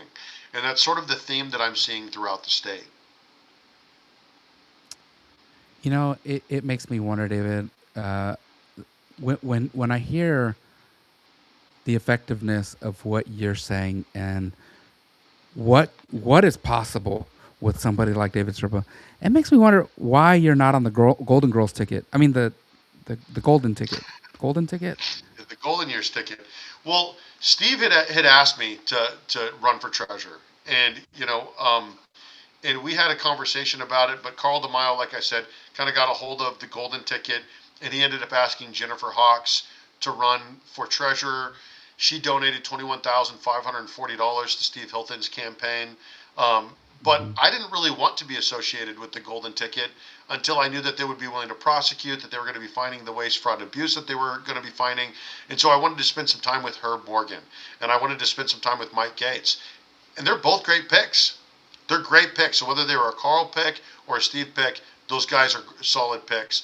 But I wouldn't say that everything, that same grace is extended to everyone on that ticket. And so the thing is, I don't want to be associated with something that I no longer believe in. And so, I'm supporting Sheriff Bianco and his race for governor. And I think that there are other people that are probably more capable and more qualified in these other executive positions that we should be taking a look at. That's a fair analysis because I happen to agree with you. I think Herb's great. I think Michael Gates is fantastic. It almost, going all the way back to the first time you came on, it makes me a little bit concerned. Ladies and gentlemen, I can see that David Serpa dropped there. You're kind of coming in and out, David. But Okay. It takes me back to the first time that you came on, and this plan that we heard from you, where you had brought up this plan to get sort of like the Avengers together. That's how I remembered in my head. David wants to get the Avengers together, and then I seen somebody do it. Mm-hmm. Yeah. Yeah. No, I'm here. It might be time for me to drop and for Dennis to join, because I know that he's in the waiting room. But for me, it was always about getting the right people in the right position and at the right time. And then if I didn't fit in, then that's okay. I don't need to be a part of the Avengers. I could just be a cool guy associated with all the Avengers. I could be Samuel Jackson and put on my cool eye patch and duck out and sit in a boardroom, and everybody else could go wage war. But at the end of the day, that's not the way that it shook out. The treasurer's position was a good spot for me to fall into. Ladies and gentlemen, we have with us Dennis Feitosa. Did I say that right? Feitosa? Yes, you did. Thank you, Giovanni. Thank you. Great seeing you, David. Thank you for having me, Giovanni. I apologize for my lateness. I was doing this debate, ran a little long. I tried to jump off a few times. They're like, hang on just another second, but I'm here. Thank you so much for having me. How was the debate? It was good. I mean, it's like debating a leftist. Like they just don't have a grasp on reality and refuse to recognize that it exists the moment that you confront them with it. Yeah, no, absolutely. Well, it's always good to have a Groyper associated candidate here with us on Latino Free Minds. I've taken over your show, Gio. Now I'm the host of Latino Free Minds. Well, I'm glad you're here, Dennis. Thank you for having me, guys. So tell me, what are you guys discussing? What am I jumping into here? Well, we were actually just talking about some of the things going on here in California. Obviously, we have the California GOP convention coming up. There's a lot of movement going on in the party with obviously Trump came in and shook some things up at the top level of governor. But really what the plan is for making some change here in California. And David was just filling us in on a lot of the things that most normal people like me, we don't know. So to have the insight to know, okay, well, we bring somebody in to help distribute the money properly, come in at the county level, which hasn't been done. Probably should have been doing it. Yeah, we're just talking about a lot of shaking and moving here in California that we can hopefully have starting next year. So that's where we're at. I'm really happy that you've jumped in, though, Dennis, because you are actually running for Congress. Yeah. For the 30th congressional district. So you are taking the seat. The incumbent isn't Shifty Shift anymore, but that's the seat for the people. It's Laura Friedman now. Friedman. She's a radical progressive, really far left.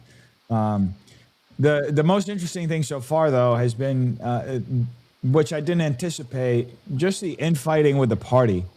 And I'm sure this is something that David started talking about or has mentioned.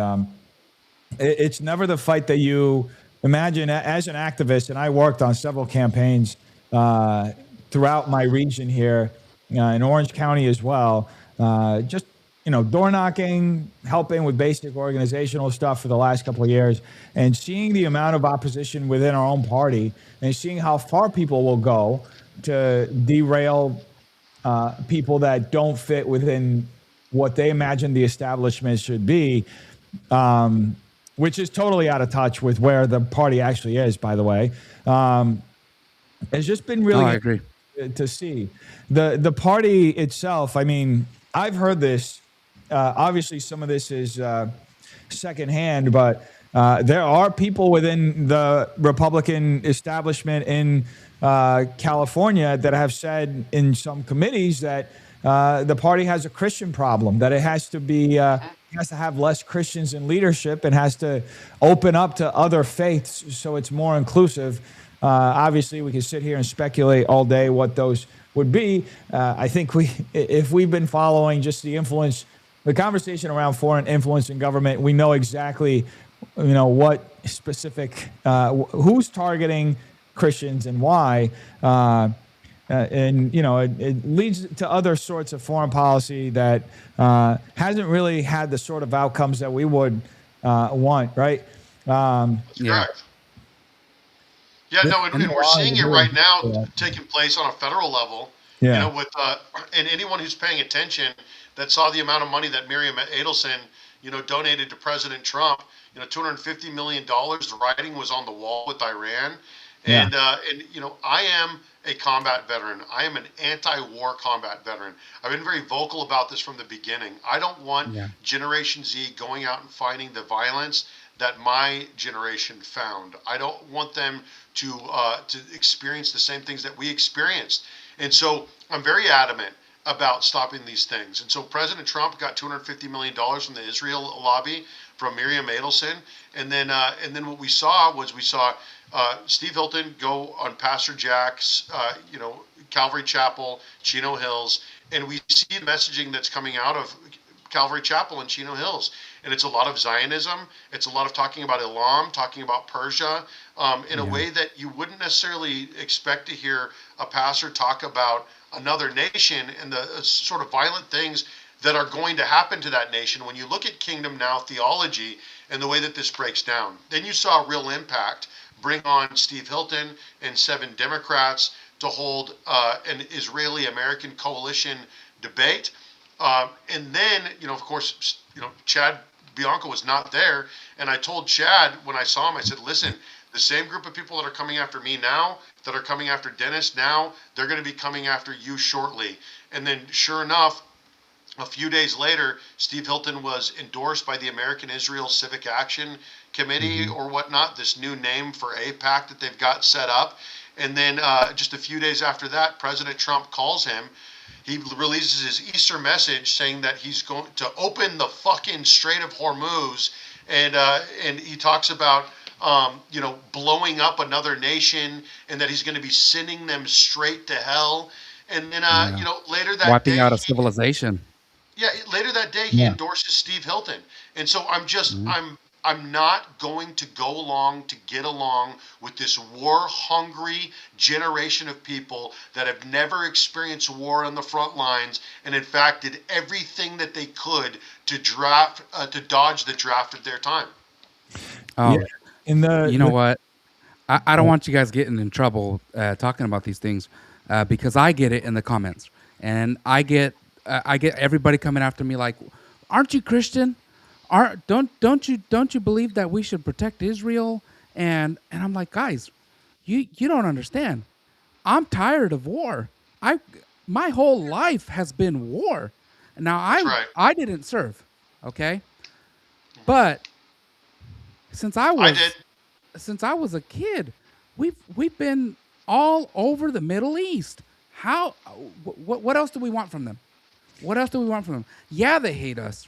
Well, shit, we've blown them up.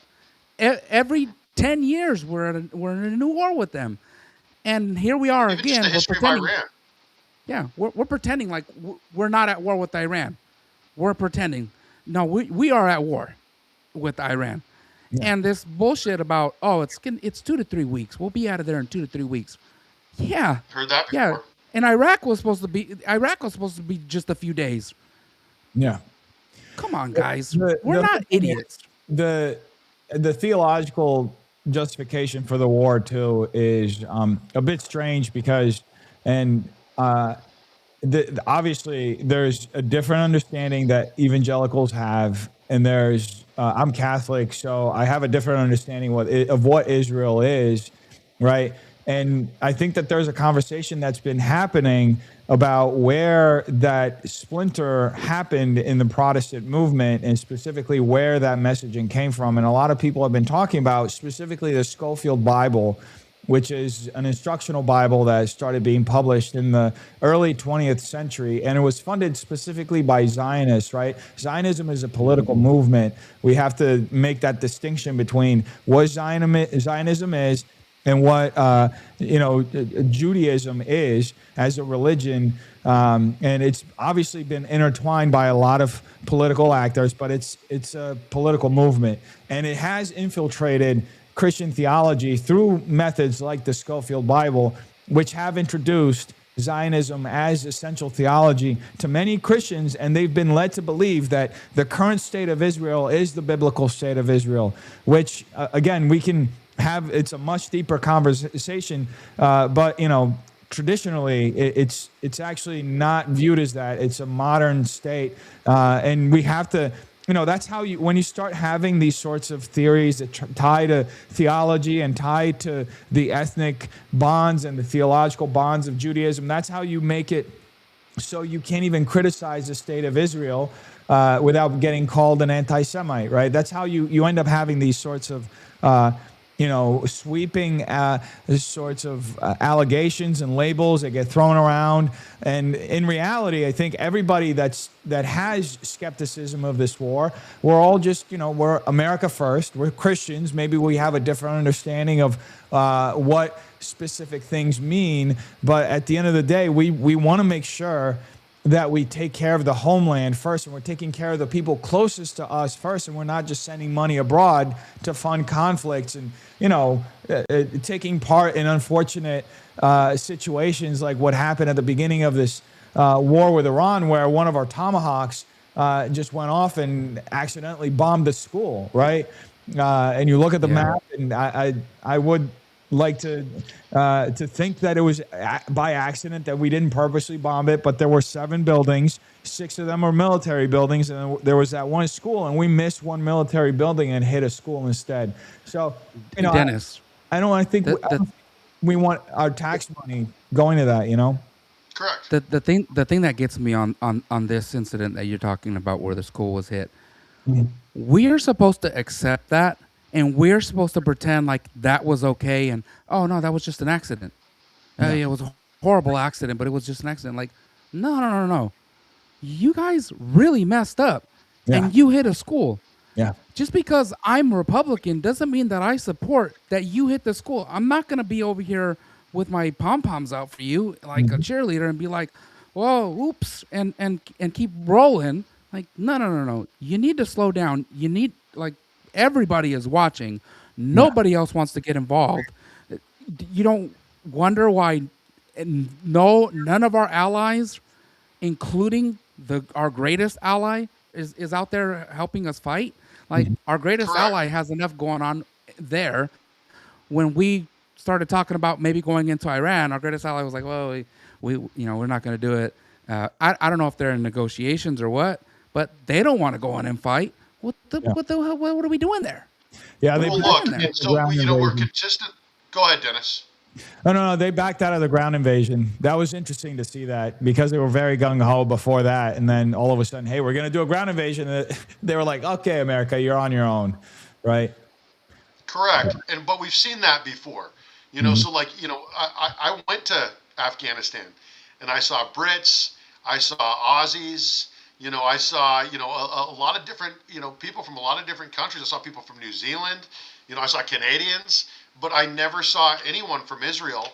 And so, but when we look at this war and why it's being fought, you look at the history of Iran, you read books like New Confessions of an Economic Hitman, you realize it's always been about economics. But for the first time in history, you have a president who's actually willing to come out and say it. And so President Trump says, we want to take their oil. We're going to bomb the part of Iran that has the oil. And normally you don't have anyone who's just that forthright with it. And so, what do we feel good as a country saying we're going to bomb and take their oil, especially when it doesn't go to us? It goes to Chevron and it goes to the oil companies. And so when I'm talking to people and I'm debating war and they're constantly shifting the goalposts, I tell them, listen, war has an economic toll, and I'll discuss it with you economically. $188 billion spent in Ukraine, $1 billion a day spent in Iran. But there's also a human toll, lives. 13 people killed. Their families are never going to see them again.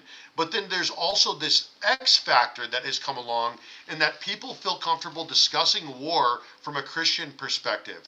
And if you want to do that, I'm willing to go there with you as well. So I just tell them, hey, listen, you choose the goalpost. Do you want to talk about war economically? Do you want to talk about it on a human level of compassion? Or do you want to talk about it from a Christian level? Because I'll beat you senseless from all 3 of those different perspectives. But instead of having the debate, what they want to do is they want to silence the conversation.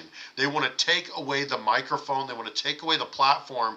Because if you could shut Dennis Feitosa up, if you could shut David Serpa up, if you could kick them out of the Republican Party, then you don't even have to have the conversation anymore, which is completely, totally against the foundation of our republic, which is built on debate.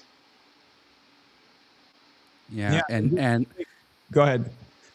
And they want to call us these words like groiper, and I'm like, the first time I heard somebody call me that, I was like, what the hell is a groiper? Like, what does that even mean? And Christian was like, "Oh, that's one of Nick Fuentes's guys, like the people that follow him." And at that point, I didn't know who Nick Fuentes was. I was just like, "What do you mean? It's America First is Nick Fuentes?" And I said, "Dude, I've been talking about America First since 2016 when I switched from the freaking Democrat Party to the Republican Party, or 15. When did I become a Republican and come out of the closet as a conservative? It was that first debate when Donald Trump came out there and whooped on 16 other guys. That at that moment, I was like, you know what, guys, I'm down with this guy. I love this. Make America great. Put Americans first. I love that. And then suddenly, I wake up one day in 2026 and I got people that are in the X realm calling me a groiper and, saying that I'm anti-Semitic. And I'm like, what the hell are you talking about? Like, dude, I'm part Jew. Like, it doesn't make any sense. Like, I'm talking the same way that I've talked for the last 10 years. And all of a sudden, we're not on the same team. Like, you don't agree with me because you want to go to war.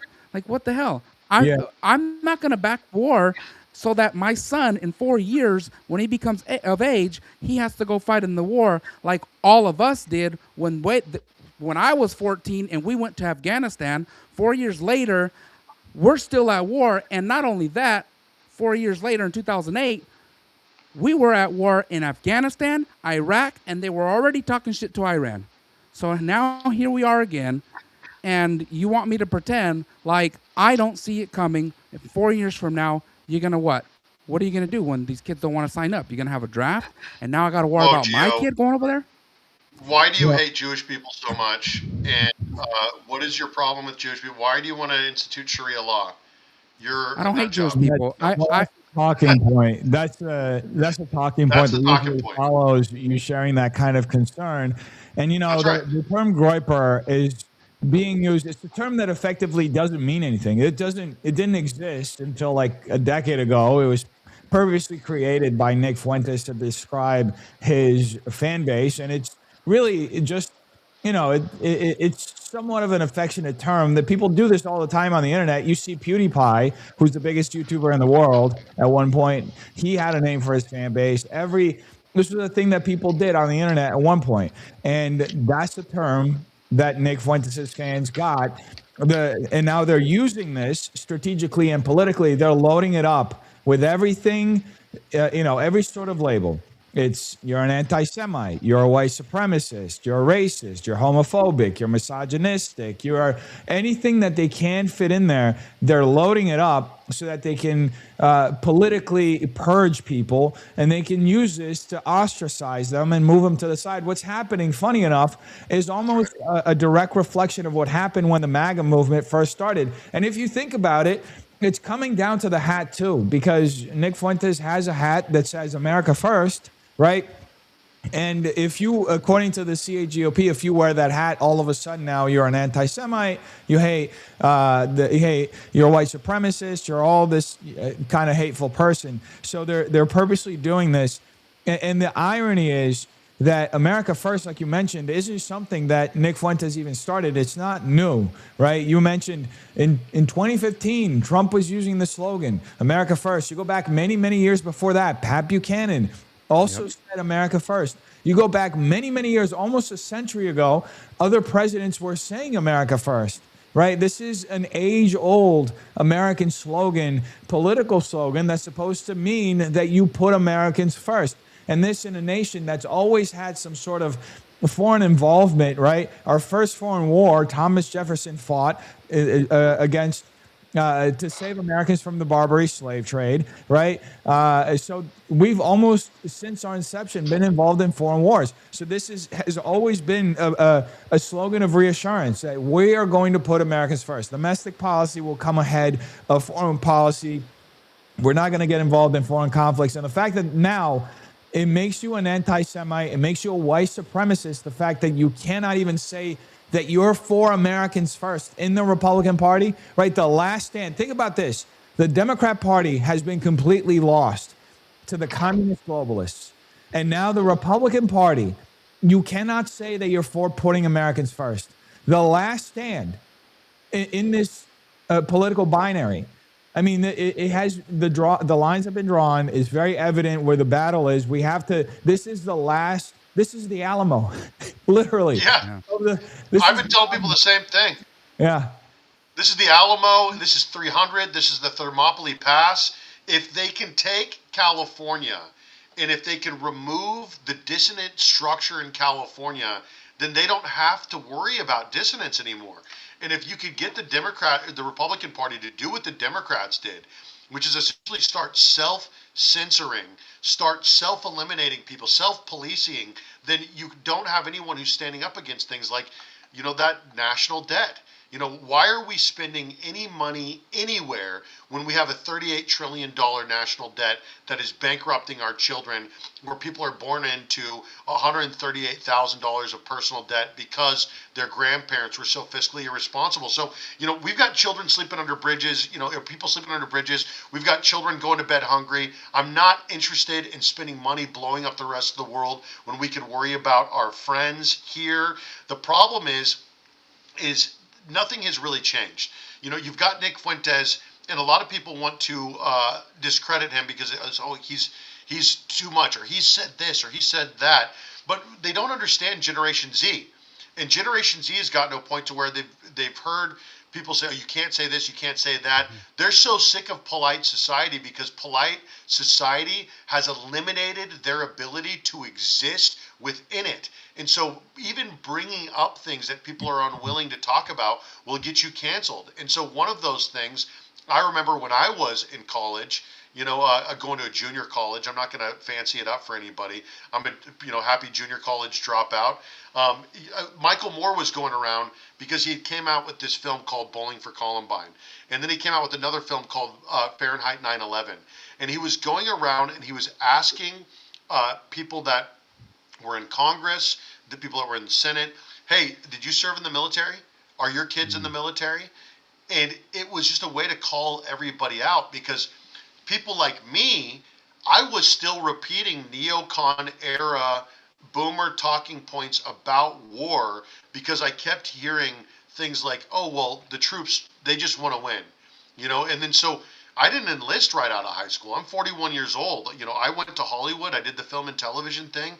I ended up enlisting at 23 years old because the war kept continuing, and I didn't want to be a hypocrite. So I had an able-bodied and an able mind, and so I went and I enlisted. I left the Screen Actors Guild behind. I joined the Marine Corps, and I went and I found all the violence that I was looking for, and I realized that what I was telling people, things like, "How long is the war going to take?" "Well, as long as it takes for our troops to win. Our troops just want to win." I started learning that all of that is bullshit. That our troops don't just want to win. A lot of them are at war because they love their family, they love their brothers, they love their family, they love their homeland, but they're sent off to the other side of the world to shoot machine guns and shoot, guns and blow up people that they probably have more in common with than the cowards who continuously end up stoking the fires of war. So I don't care who they want to assign to this movement to blame, because Nick Fuentes has brought a lot of attention to this way of being, to this way of acting, to these neocon era, Bush era conservatives that have ran this country into the ground, and he's brought in a dissenting voice that makes people uncomfortable. But I don't care if it makes you uncomfortable. Let's talk about the substance of what he's actually talking about. And what he's talking about is people can't afford to buy homes, they can't find good jobs, they're going to college, they're being bankrupt by it. They're not able to start families. We're being morally, financially, and spiritually bankrupted. And there is not the country that I inherited when I graduated from high school. We're no longer leaving that same country to our children. We're leaving a country and a state that, the state of California has 25% of the people in the state of California are foreign born. In a time when we were being told, the world's overpopulated, you shouldn't have more children, and 1/3 of Generation Z was aborted, and now we're importing the rest of the world because there's no one to take the jobs that people are unwilling to work. Who used to work in fast food? It was a bunch of kids like me who grew up and wanted to have spending money that they could throw into their gas tank, and now the world that they grew up watching in the movies is not even there for them when they graduate high school. Dang. Yeah, and you know, there is a lot of hope there though, because that generation specifically is very much, I would say, I tell this a lot to people in the Republican establishment. They're more conservative than your grandparents. They really are. They're, I would say, almost a direct mirror of the greatest generation. Yes. They're very much, they've been bred under stress. They, you know, they're going towards traditional values and structure. I mean, you see, there are a lot of numbers over this past Easter. The amount of people who got baptized in the Catholic Church broke every record of the last century. So just in America alone, I think there was a rise of 38%. In France, it was like a 60-something% rise. So, you know, this young generation is kind of sick of the apathy, the atheism, the agnosticism of Gen X and the boomers, and you know, the sexual revolution. All of them, they're seeing the women that they're looking for partners in. You know, 20% of the women in Gen Z, supposedly, according to several surveys, even though this is kind of disputed, but about 20% of the women in Gen Z have OnlyFans pages. You know, how are you going to find a partner when about a fifth of the women that you're looking to engage in to build a family with have explicit photos of themselves on the internet? Right. This used to be a very much a niche thing. You'd have to go out and seek out women who engage in sex work in order to build a family with them. You'd have to actually choose that. Nowadays, because of that, it's readily available to you. You have constant discussions of men. You have videos going constantly viral online, actually, of women talking about their body counts and how they have like hundreds of bodies. And look, I think that the sexual revolution itself and the cultural decay that has come from it has led to this sort of nihilism that's really what put us where we are at. That kind of led to this sort of a decay, and I don't want to say downfall, because I don't think our country is really in a downfall. We're in a splinter. We're in a fractional, tribalistic moment. And I think we can come back from it. Obviously, it's something that we can unite around, and we're seeing this with Gen Z. But it's this sort of nihilism and cynicism that has just fractured everybody and led to this hyper this, you know, because I think, was it Gen X? It was the me generation, right? Now The boomers were the me generation. The boomers were the me generation. So now you have this other extreme where it's there's no consequences. It's just not just the me generation, but you don't even. It's not even that there are consequences, but people don't even want to acknowledge that they exist.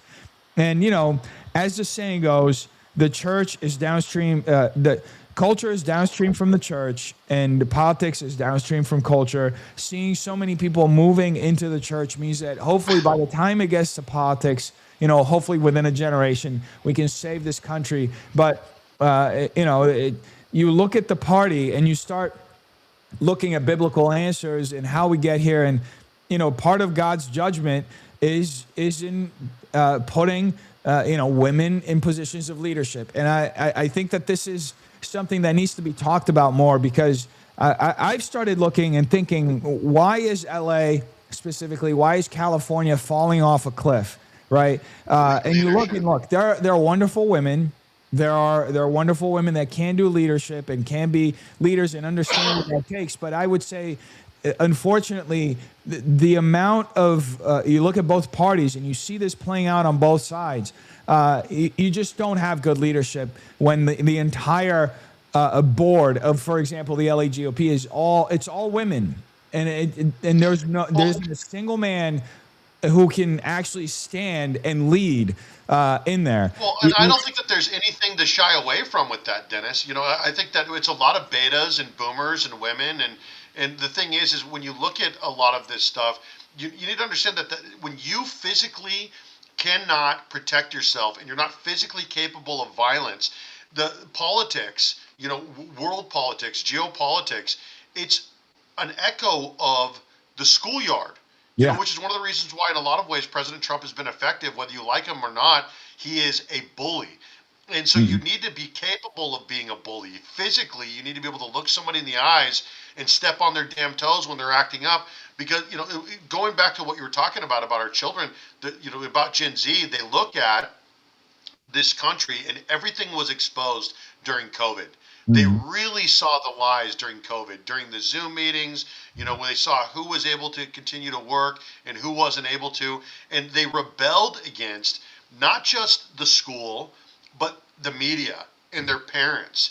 And my kids, they go around, they pick up their friends on the way to go to youth group on Wednesday. They're picking up their friends on the way to go to church on Sunday, because going and getting baptized is a way for them to rebel against society. They're rebelling against society, not by going and joining OnlyFans, not by being whores, but by deciding to be chaste. Leaning into chastity, leaning into discipline, because you can't have discipleship without discipline. And so now you're having a society that is disciplining themselves. They're disciplining their body. They're working out. They're becoming more dangerous, because you have to be dangerous in the world, because a lot of their friends, their peer group, didn't even get a chance to enter the world, because the most dangerous place in the world currently is the womb of an American woman, because more abortions have happened in America than the amount of people that have died in every war in history. If you look at every war that has ever happened since the Civil War, it's about 37 million people. But if you look at every abortion that's happened since Roe v. Wade, it's about 62 million. But when you look at these industries of death, which is really what they are, you look at every abortion, there's about 1 million abortions that happen every year. Each one costs about $1,000. Part of that is either, a copay, where you have other people through an insurance that are contributing to it, or through your taxes, but it's about $1,000. So 1,000 times 1 million is $1 trillion. It's $1 trillion industry, abortion. Our war industry is going up from $1 trillion a year to $1.5 trillion now that they've relabeled it as the Department of War, despite the fact that they failed 7 consecutive audits. So I don't think that it is a mistake that both of these industries of death are $1 trillion industries. Yeah, and it's interesting to see that play out, because it gets these euphemisms tied around it of it's a choice. So and let's just be real, it's a life. There are even women that admit to this, and I've talked to I've talked to so many different women on this topic. Waitresses, I'll ask them their opinions on it. I'll ask women at college campuses, and there's an understanding. It's a life, and the fact that we've effectively, as a culture, stripped the responsibility around the procreative act, and we've said that it's morally okay to eliminate a life so that you can basically just have sex with what appears to be no consequences. And I don't believe that even if you terminate the pregnancy, even if you abort that child, that life is gone. I think that you kill that life, but there's judgment on it. It's obviously not in the human realm, but it's something horrifying to see just how normalized some of the worst behaviors have become, and how we've made so many excuses. And I do believe that we're on the cusp of facing God's judgment relatively soon as a nation, and that will be the true test. And that's why God is. I'm going to get all theological and Christian here, but I think it's important that we recognize that God is building an army. He's calling a lot of people to come back into the church, and that's why you see Gen Z going in, because we're preparing for a great conflict in order to win back this nation. We're in a moment that's very reflective of the Weimar Republic, of China pre-Chiang Kai-shek. It's the exact same parallels, right? Even in Iran, pre this theocratic revolution, they were experiencing something very similar with this puppet dictator that we had installed there. Obviously, I can't predict the future, but you can see the parallels throughout history. You can look at the fourth turning and all of that. That politics, and this is what people forget, and I've been thinking about it because the more I look back on history and meditate on this kind of stuff and think about the how our country was birthed and all the discussions that happened in Philadelphia and all the the passionate the arguments and all the wars that were fought, and politics has never been a bloodless sport. That's right. And it's almost like, as of late, we kind of like ignored the reality of just how ruthless this is. I mean, you take the Clintons, for example, the rumors around their body counts, right? The all the conversations, everything that we know that happens around politics, everything has been kind of like, there's this Nerf gun aspect of like, you think that politics all of a sudden is just a clean thing, when it's one of the bloodiest professions in the history of humanity. That's right. Yeah, and we continuously are told there's no room for violence in politics. Yeah, right. Look at history, and we'll just show that there's no way to separate violence from politics. But what's happened is we've tried to sanitize politics in America by removing us from the battlefield, by making us constantly afraid of the boogeyman in the closet. And after 9/11, 2001. Everybody was so afraid of ever being hit again that it became, we've got to hit them on their soil. We've got to get them there before they get us here. And it's created cowards out of everyone. Yeah, and if you ignore the reality of politics, that's how you end up with things like Charlie Kirk being assassinated, like right. Donald Trump getting shot in the ear, almost getting assassinated on live TV, and then no answers whatsoever as far as what happened. Right. So that's the reality of politics on, I would say, a micro scale.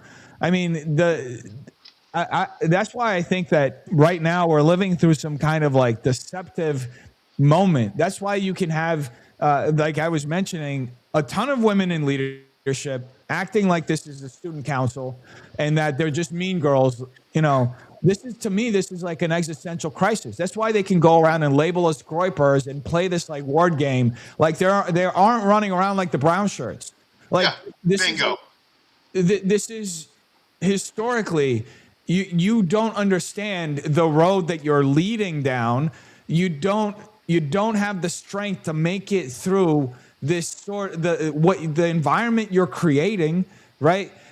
We're going to end up as men paying the cost for this because who's going to have to go and fight this war, right? Yeah, I'm going to say something that's... one last thing. They're raising the enlistment age. They just raised it from 35 to 42. That means me. That means you, David. We're all going to go to the battlefield. That means you too. Like if they draft us, Giovanni, we're all going to go out. We're going to have to fight this war, whether we want it or not. Yeah, that means you, Ben Shapiro. Imagine that. Yeah, Ben Shapiro. Flack up there, big boy. You've made it. You made the cut. You get to go to Iran. Yeah, but I'm going to say something that's going to piss a lot of people off. But this is part of it, right? So there's a great comment that came up in the chat. Yes, the betas, boomers, women, homosexuals. These are the people that are weak enough to have to work in poisoning, whispering, scheming, not directly confronting anyone. When they get directly confronted, they have to shy away from it and call somebody a lunatic or call someone violent. And so, Jesus said, I came, think not that I come to bring peace but a sword, right? Thanks, Larry. Mm-hmm. He didn't come to unite, but to divide. And so that's where we need to be. It needs to become a purification point at some point. And we need to understand that if you are not capable of violence, you will always export your violence. You'll always call someone else to be violent on your behalf. And if you're the kind of person who's willing to whisper behind someone's back, if you're the kind of person that would rather poison someone than punch someone, then you're the kind of person that would rather send someone off to go do violence on your country's behalf or to send other people to drop bombs on strangers that you're never going to meet in this life. And so there's an intimate nature to violence that we have neglected here in the West. And what you what you wage about on the rest of the world, what you send out in the world eventually comes home. And that's what I worry about more than anything is I think that the only way that America ends up waking up and realizing the error of its ways is when something might be too late and maybe we do end up getting hit here. But I'm not here to fearmonger. I think one of the reasons why we haven't been hit here is because people aren't like us.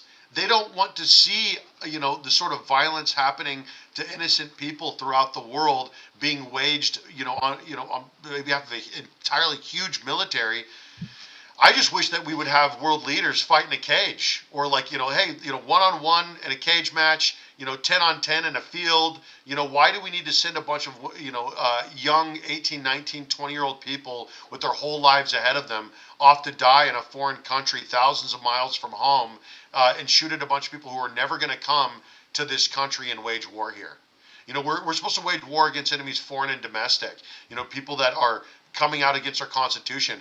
I don't see these people coming to attack us here. I don't see them trying to destroy our Constitution. Most of that is happening from the inside. Yeah. Oh, wait a minute. You don't understand, David. We got sleeper cells that have come through the border. We have drones that are about to be sent over into California. What do you mean? Bullshit. This is like boomer. I'm so glad you brought it up. It's such boomer Fox News propaganda. You don't understand. They're going to attack us all with drones. They have sleeper cells outside of all of our military bases. Well, then why haven't they done it yet? What are they waiting for? Because it's just like how Iran's going to have a nuclear weapon next week.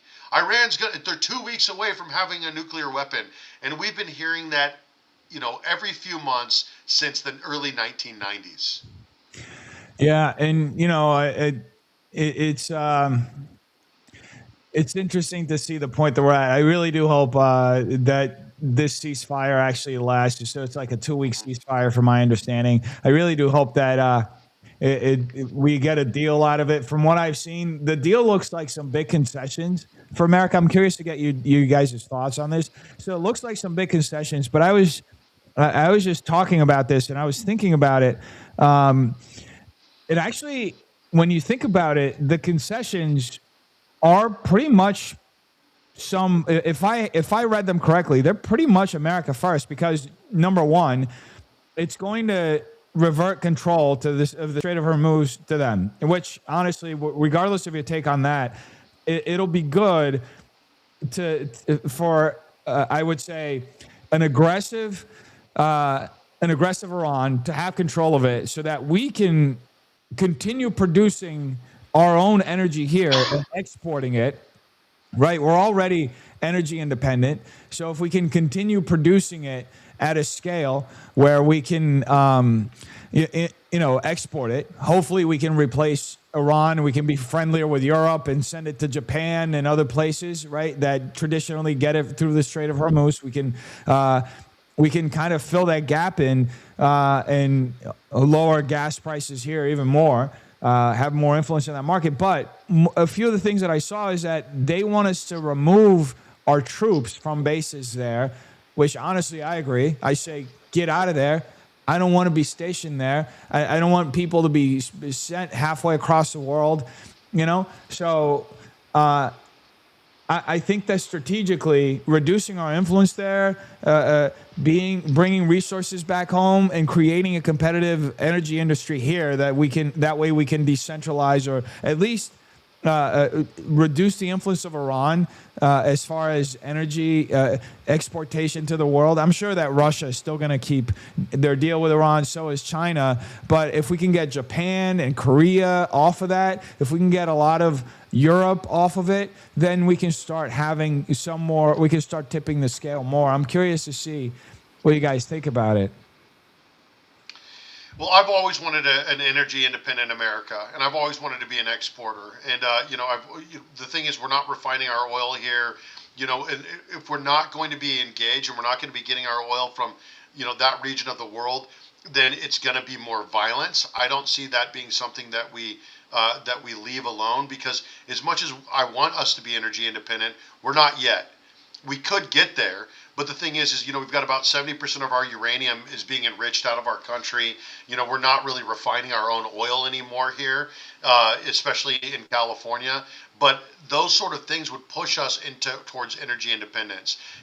But what we've been doing is we've been doing things like privatizing all of our energy, our uranium, our lithium, and then we get dog walked on an international stage because we have to depend on countries that are subsidizing their extraction and enrichment in things like lithium, uranium, and oil because we're not doing it.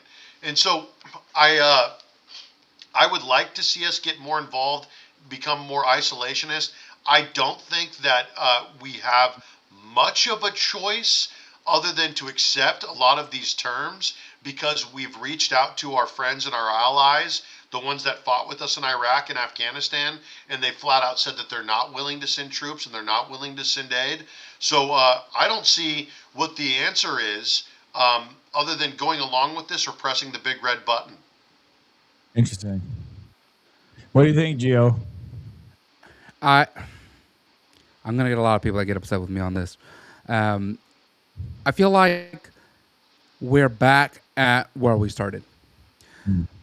Why and why do I say that? Because we're gonna have the same result we could have had if we would have just pulled our troops out. They would have had control of the Strait of Hormuz anyways. So all this action, all these bombs that we've dropped on them, only to piss off the next generation. So we're just gonna have another country in the Middle East that hates us. So if we would have just pulled out, it would have been the same thing. That's one side of it. The other side is we went in there, kicked their ass, and now what? We don't have anything. We don't get anything in return. So what was the point of even going in there? Yeah, fair. What was the point? I'm disappointed. And I've said it earlier in the episode before you guys came on. I'm not a Trump hater. I voted for him 3 times. I wanted him to come out ahead. I wanted him to straighten up and clean things up out there. But here we are. We've done everything we've done. All our allies are looking at us like we messed up big time. And we're just going to go ahead and pretend that we went in there because they had weapons of mass destruction. Nuclear. They were a week away from nuclear weapons. Bullshit. We're always going to get that lie from them.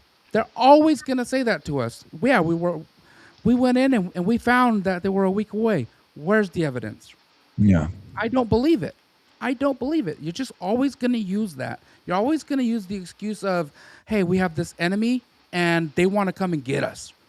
Just so that we go, no, we better go and fight this now. Send our kids. Or now, send us. I'm not down with it. Not down with it. It's an embarrassment. And it kind of goes back to, and let me make it really clear too. I'm not a Trump hater either, but I wouldn't have gone back and voted for Kamala. That's certainly not what Absolutely I'm saying. Not. But it's this that's kind of going to where Nick Fuentes is going with a lot of this is because there's a lot of, Nick Fuentes is a Democrat. No, he's not. He's very conservative. He's very right wing, but he sees what being with Trump in 2016, 2020, and 2024 got our country. And so he's willing to say, you know what, everyone vote Democrat, spoil it. We're going to be escalationists. We're going to kind of, push it towards the cliff a little bit. And that's why you had conservatives cheering at CPAC when they talked about, is this what you want? You want impeachments? And then everybody said, yeah. Because it's like, if we're not going to do the things that we campaigned on, how many times did we hear no new wars? How many times did we hear that the Ukraine war was going to be finished before I get into office? How many times did we hear him say that we don't need to be the police of the world? When he was asked during one debate, they said, well, who do you want to win, Ukraine or Russia? And he said, I want people to stop dying. That felt so human. That was what I was excited about. That's what I signed up for. That's what I voted for. I mean, that's if you can go back all the way to 2015. That was one of the big things too that won a lot of people to his side when he was challenging Jeb Bush on George W. Bush's record, and even H.W. Bush. He even brought up the Gulf War, if I remember this correctly. So this Trump has always been an anti-war, anti-interventionalist. That's as far as my understanding goes. That's always been his message. It was just so bizarre to see the way that this conflict specifically played out because it felt so out of character for him. And I think that's why so many people, like myself included, I was trying to understand what was happening. I was like, how did Israel trick this guy? And I hate to just put it like that, but that's how it felt at one point, right? How did Netanyahu just go? Who gave him the information? And you look at Lindsey Graham admitting. Well, look at everybody that surrounded him. Exactly. That, so I don't know if we'll know the full scope of how this played out, all the decisions that played out to lead to this for a few years until everything's declassified or until there's like a full hearing. I'm sure if Democrats take control of the House and the Senate, that they'll do hearings, they'll immediately, move to impeachment. Maybe then we'll start hearing what led to all this, but I'm just curious to know because it just felt so out of character for him. There's two things that I want to happen. One, on a union level, I want the Republican Party to know how they've messed up, and I want people to vote out people like Lindsey Graham and Mitch McConnell, all these boomers that just need to get out of the way, right? But here in California, I want the opposite to happen here in California. The reason I want it to be the opposite here in California, I want the Republican Party, not the national Republican Party. I want these guys, Dennis, David, Chad Bianco.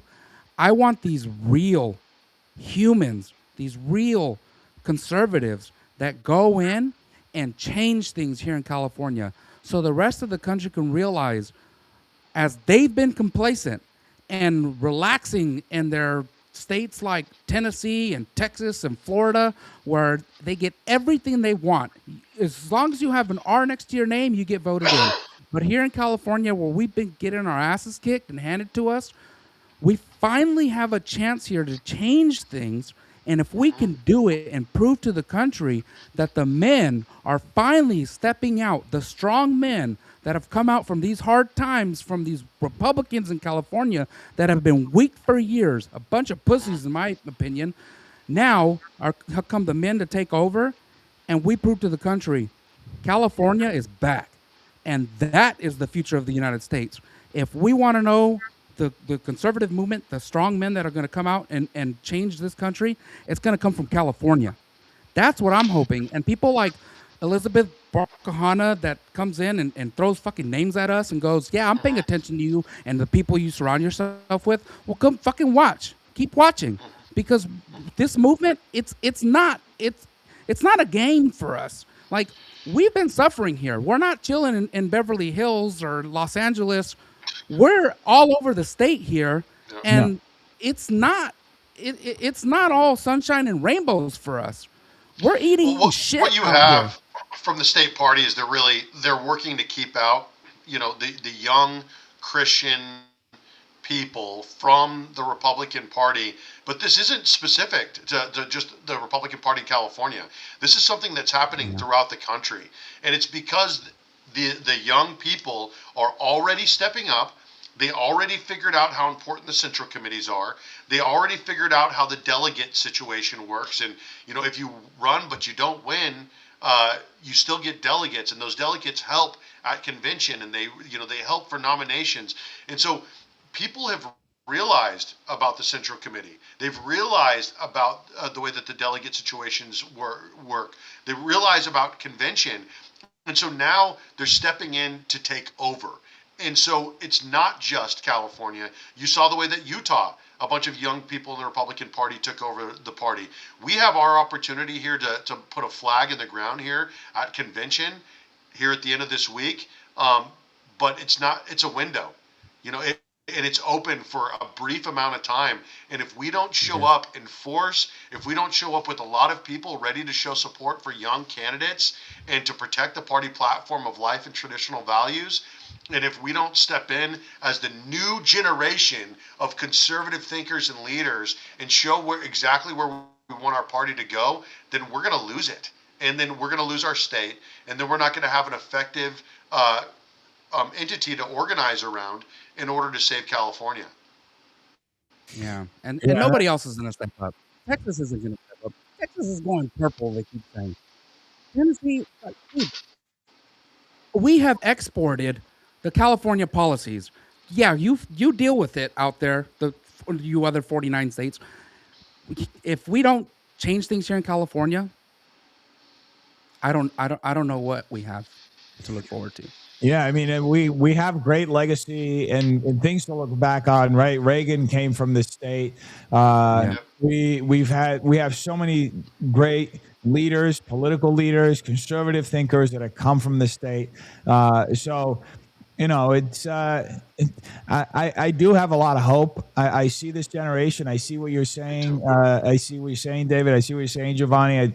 I think, you know, it's as the saying goes, it's darkest before the sunrise, right? And I think that obviously we still have quite a battle ahead of us, but the advantage that we have is that we are, you know, we all have a shared understanding that this is an existential crisis, right? And that if we want to win this country back, that this has to come through California. It has to come through these large metro areas like Los Angeles, like San Francisco.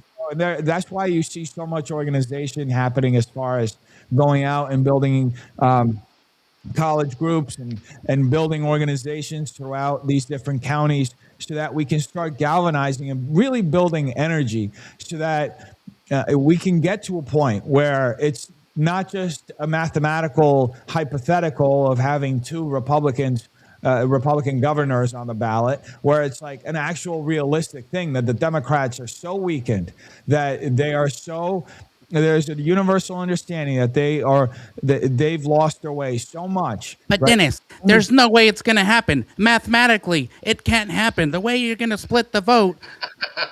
I know. Well, you know, I think I know what impersonation you're doing.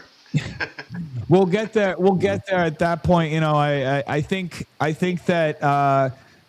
So this is also how I see the current context, the historical context that we're in. The MAGA movement started as something that most Republicans rejected. It started as people who were outside of the traditional Republican order, right? You talk to some of the original MAGA folks; they were all just Trump fans. Right, there were a lot of people who watched the show who were enamored with his personality, and you know, Trump started winning support within the party, and then obviously there were the never Trumpers who were entrenched in denouncing Trump and avoiding him, and now, ironically enough, the majority of those never Trumpers are the ones supporting him, and funny enough, they're the neocon warhawks, and they're trying they're trying to usurp this motion that Trump has as a way to continue in power, right, within the party infrastructure. But the reality is, culturally, the party is somewhere else, and that's the splinter that you see, right? Culturally, the party, the vision of what America First means is contrary to what these neocons and these warhawks see the country being, right? The same values that got Trump into office are the same values that are held by these young kids, these candidates that are running as America First, but are being labeled groypers or anti-Semites or everything else. It's the same values that got Trump into office. If you look specifically, it's strong borders, it's a strong homeland, it's domestic policy ahead of foreign policy. No more foreign wars. Right. And ironically enough, it's the same cycle playing itself again, where like you can't even wear an America First hat. That's what the GOP memo said. If you wear any sort of America First merch, all of a sudden you are no longer eligible for office within the Republican Party. Well, you know what I say? I say we all wear an America First hat. I say we all go into the convention wearing it. That's what I'm going to do. And I challenge anybody who's in the GOP establishment to come and say something. because I guarantee you, you won't. You won't. If you're watching this, I please come have a conversation with me. I'm going to be wearing one of those America First hats. You got any extras? It's not because I'm an anti-Semite. It's not because I hate Jews. It's not because I don't hate Jews. It has nothing to do with any of that. I see a difference in my criticism of the state of Israel between Israelis and Israeli leadership, that being the government, that being Netanyahu, right? And to conflate that is just thoroughly dishonest. I'm going to wear an America First hat because I believe in America First. I believe in putting this country first in the most traditional way. You know what's interesting about America First is this isn't even a normal America First hat right here. This is a Boomer America First hat that I saw, and somebody gave me this hat. And it's not even official Nick Fuentes hat, but I put it in my bag because I'm like, oh, we can't wear America First? Well, this isn't even about Nick Fuentes. It's not. The thing is they're going to come for somebody. They're going to make him a convenient scapegoat, and they're going to use it as an opportunity to discredit the entire movement. And so my point is exactly what your point is, which is these values have been around forever. Just like you talked about, Pat Buchanan, since our founding fathers, since, and a lot of these people that are rallying around the America First movement are rallying around Trump's initial rallying cry, his initial battle cry, which is, we're going to start taking care of American farmers. And then we send $40 billion to Argentina, farmers. We're going to start taking, stop with the foreign wars. We're going to take care of our people. We're going to bring down the cost of housing. And it's like, oh, well, we're not actually going to bring down the cost of housing because that's where boomers have so much of their wealth tied up, and we don't want to affect that. And so it's just like, at what point are we going to put Americans first? Because at the end of the day, it's not about America going and conquering the rest of the world and us acting like the new version of redcoats that we kicked out of this country. We want to be more like the rugged individualist, our forefathers, who established this country to be a beacon of hope, a beacon of religious freedom, of free speech, away from the overtaxation without representation, in favor of the decentralization of government, against in for tax rebellion, so that we're not taxing our people into oblivion. Because freedom is financial freedom, and we've been being crafted chains from every, at every turn. The school debt, student loan debt, housing debt, the way that home loans work. You pay $1.2 million in interest for a $900,000 home. I see all of this stuff. I see people paying more interest for their student loans than they actually were supposed to pay for their entire student loan. You pay for something for 15, 20 years, and you still owe more than what you took out to begin with. We should be ashamed of ourselves for what we've allowed this country to become with what we inherited. I want to tie this up with a couple things. On the America First, I feel left out. I don't have an America First hat, but if you got an extra, take it. I'm not afraid to wear it, and I'll tell you why. Because I don't care if you're Jewish. I don't. It doesn't bother me. I love everybody. I get along with everybody. I really do. To me, if you're a different religion, I just see you as somebody that's seeking salvation. And hey, Jesus loves you too. Okay? And he's here waiting for you when you're ready. And the other thing, I want to close it out with this, and it you gave me the idea here, Dennis, because you brought up Trump in 2016, and it reminded me of this tweet. I want to read this tweet from this. You guys probably don't know who this is. I've been tweeting back and forth with this person. Her name is Elizabeth Barkohana. She put on her ex, "You're mad at me. I understand. You were mad at me when I told you Ron DeSantis would never become the nominee, and I backed Trump too. This ain't my first rodeo. Elizabeth was right. Isn't a saying in California, mom politics for nothing. Stick around." I just want to say this. So you thought that you were like awesome by saying that I didn't back Ron DeSantis. I backed Trump in 2024 when we all wanted Trump back. Like he was the sure win.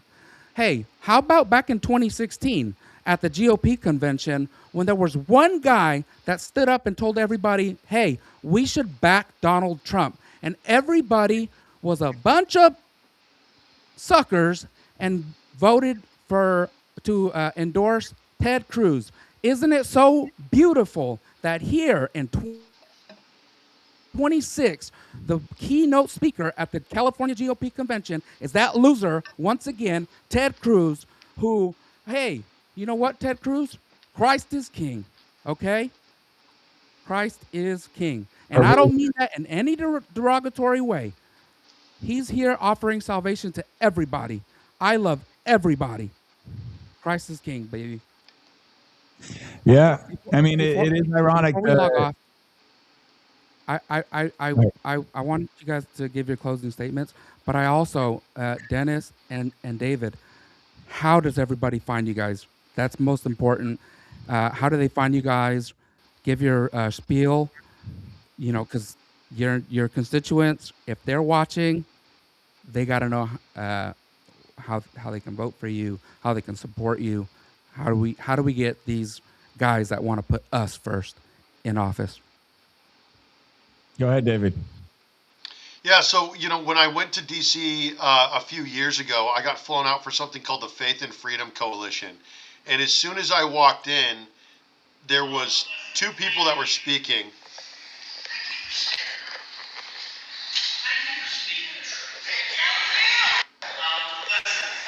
That's Ted Cruz. And I'm sitting there, and then it was him, and then the next person to speak was this guy right here, Lindsey Graham. This fucking guy. I hate this guy. And so you know, it's this big thing that when I went there, I got flown out to D.C. They talked to us.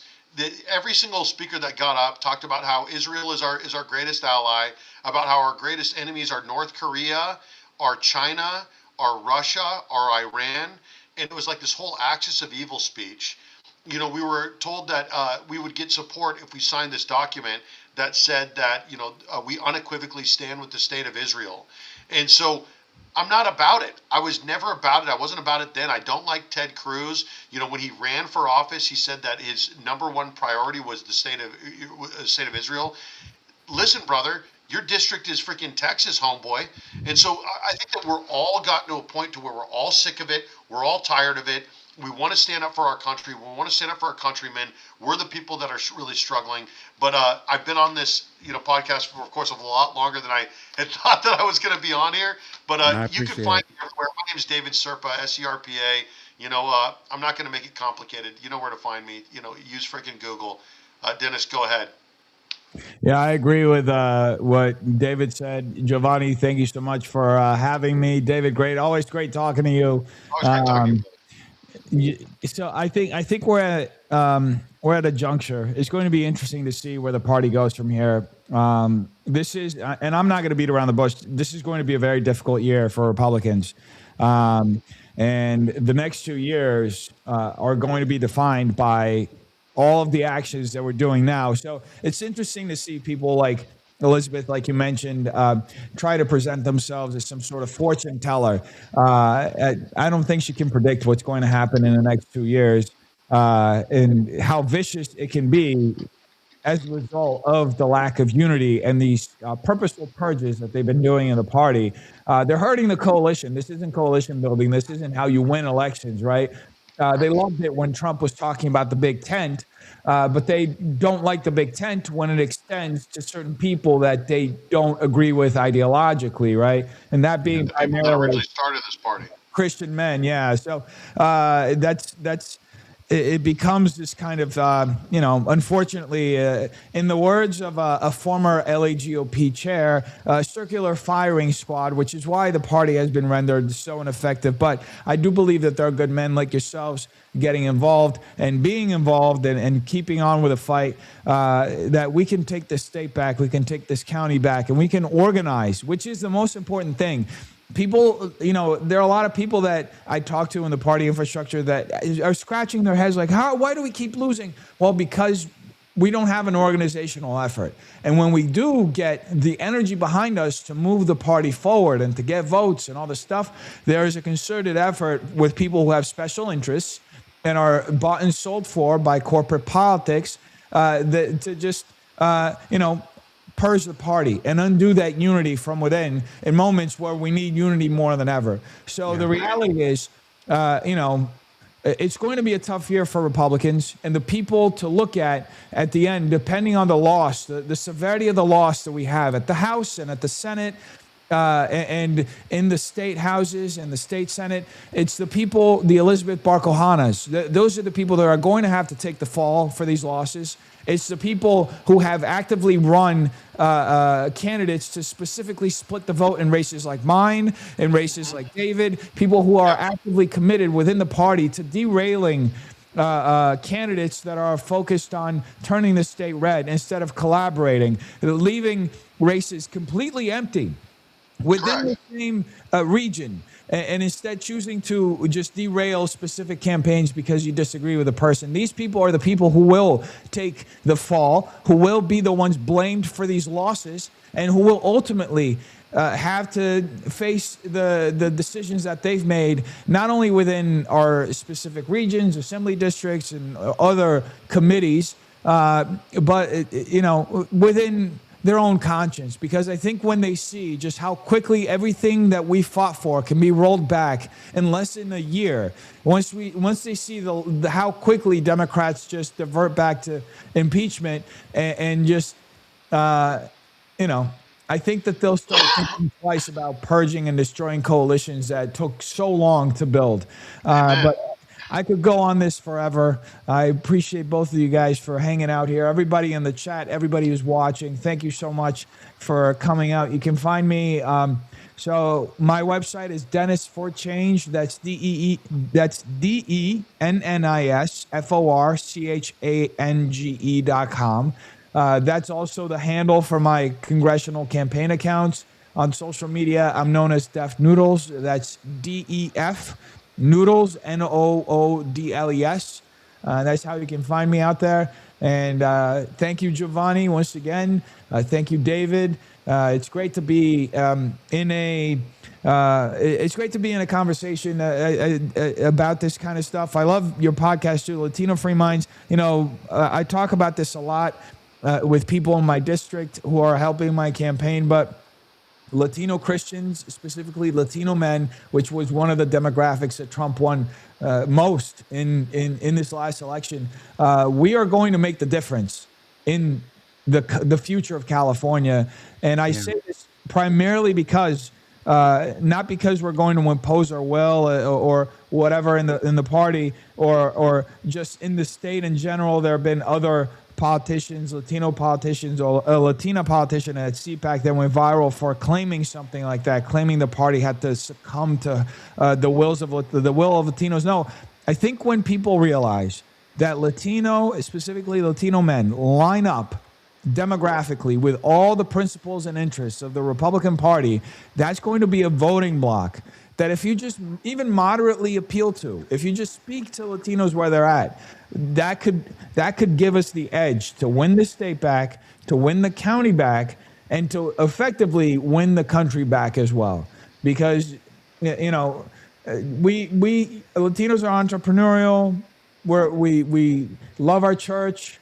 We love family, and those are our main values. When you look at it. So thank you so much for hosting this platform, and I appreciate both of you guys. And one of the best ways that you can compel, people to vote for these candidates is not giving them 70-plus-year-old candidates to run for and not shitting on the coalition that President Trump worked so hard to build with the Groypers, with Hispanics, with black men. The thing is, when you all of a sudden you take the coalition that Trump created and you start doing what Burke Ohana did, which is, she made a whole video calling these young men betas. Telling them that they're betas, that they're weak. Why is it always these weak men, blah, blah, blah, blah, blah. It's like, listen, that's not the way to talk to somebody even if you disagree with them. Yeah. So, send your alphas, Burke Ohana. Send all of your big tough guys and show us how to do it, because I'm sick of being fucking mistreated by these people and condescended to by these women that think that everyone's a beta who doesn't agree with them, and just because they might be a little bit attractive they get to start condescending to men. You know what? Men are sick of being looked down on, being emasculated by a culture that has discarded them. When we built this fucking country, we're the ones that stood up on this country, and we're the ones that get sent off to war when the country doesn't freaking write the checks that its big mouth is freaking trying to cash. And so I'm really getting sick of it. You're going to see me at convention. I'm going to be there all 3 days. I'm not backing down from a single bit of it. And we are starting a group chat. We've got a group messaging platform put together for the convention so that we can move as a unit, so that we can make sure that none of us are getting kicked out, so that we're all obeying the code of conduct. Because just like Dennis said, it's right now we've got to organize. We've got to get organized. We got to get together, and we got to make sure that there's a place for us, conservatives, in the Republican Party. I'll leave it there. I apologize to get long-winded. I don't like the way that young men are being treated by this country. It pisses me off because they are the future of this country, and they have been neglected, they have been mistreated, they've been condescended to, and to call them betas, you should be fucking ashamed of yourself. Exactly. And if you're going to be there this weekend, follow that code of conduct. Let's not get kicked out. Be strategic. It's expensive to get in there. It's a lot of money to be down there in San Diego. Let's make sure we make it all the way through. Let me just admit one more thing. I'll make it really funny. I'm going to keep it real quick. Yeah. I read the code of conduct. I spent about 2 hours online trying to figure out how we could, if anybody was causing us any problems, we could just offer to box them up in the hotel room. I was looking into California whether or not we could get away with standing ground laws or mutual combat laws in a private hotel room. And I was like, all right, David, leave the headgears and boxing gloves at home. We don't need to be boxing at the CHOP. As much as a couple of viral videos from a hotel room might be funny, there's just no room for it. So I'm here to be a very peaceful boy at convention. Yeah, we're not inciting violence. We're going to be peaceful. But let's go in there strategic and win this weekend out. Thank you guys so much for coming on. I appreciate you guys. Thanks, God bless everybody for tuning in. This was the longest episode we've ever had, guys. So I appreciate you guys being part of it. And there's going to be a lot of clips from this one. From us and probably from the enemy side too. And that's all right. So catch us out there in our America First hats. God bless you guys. Bless you too. Take care. God bless.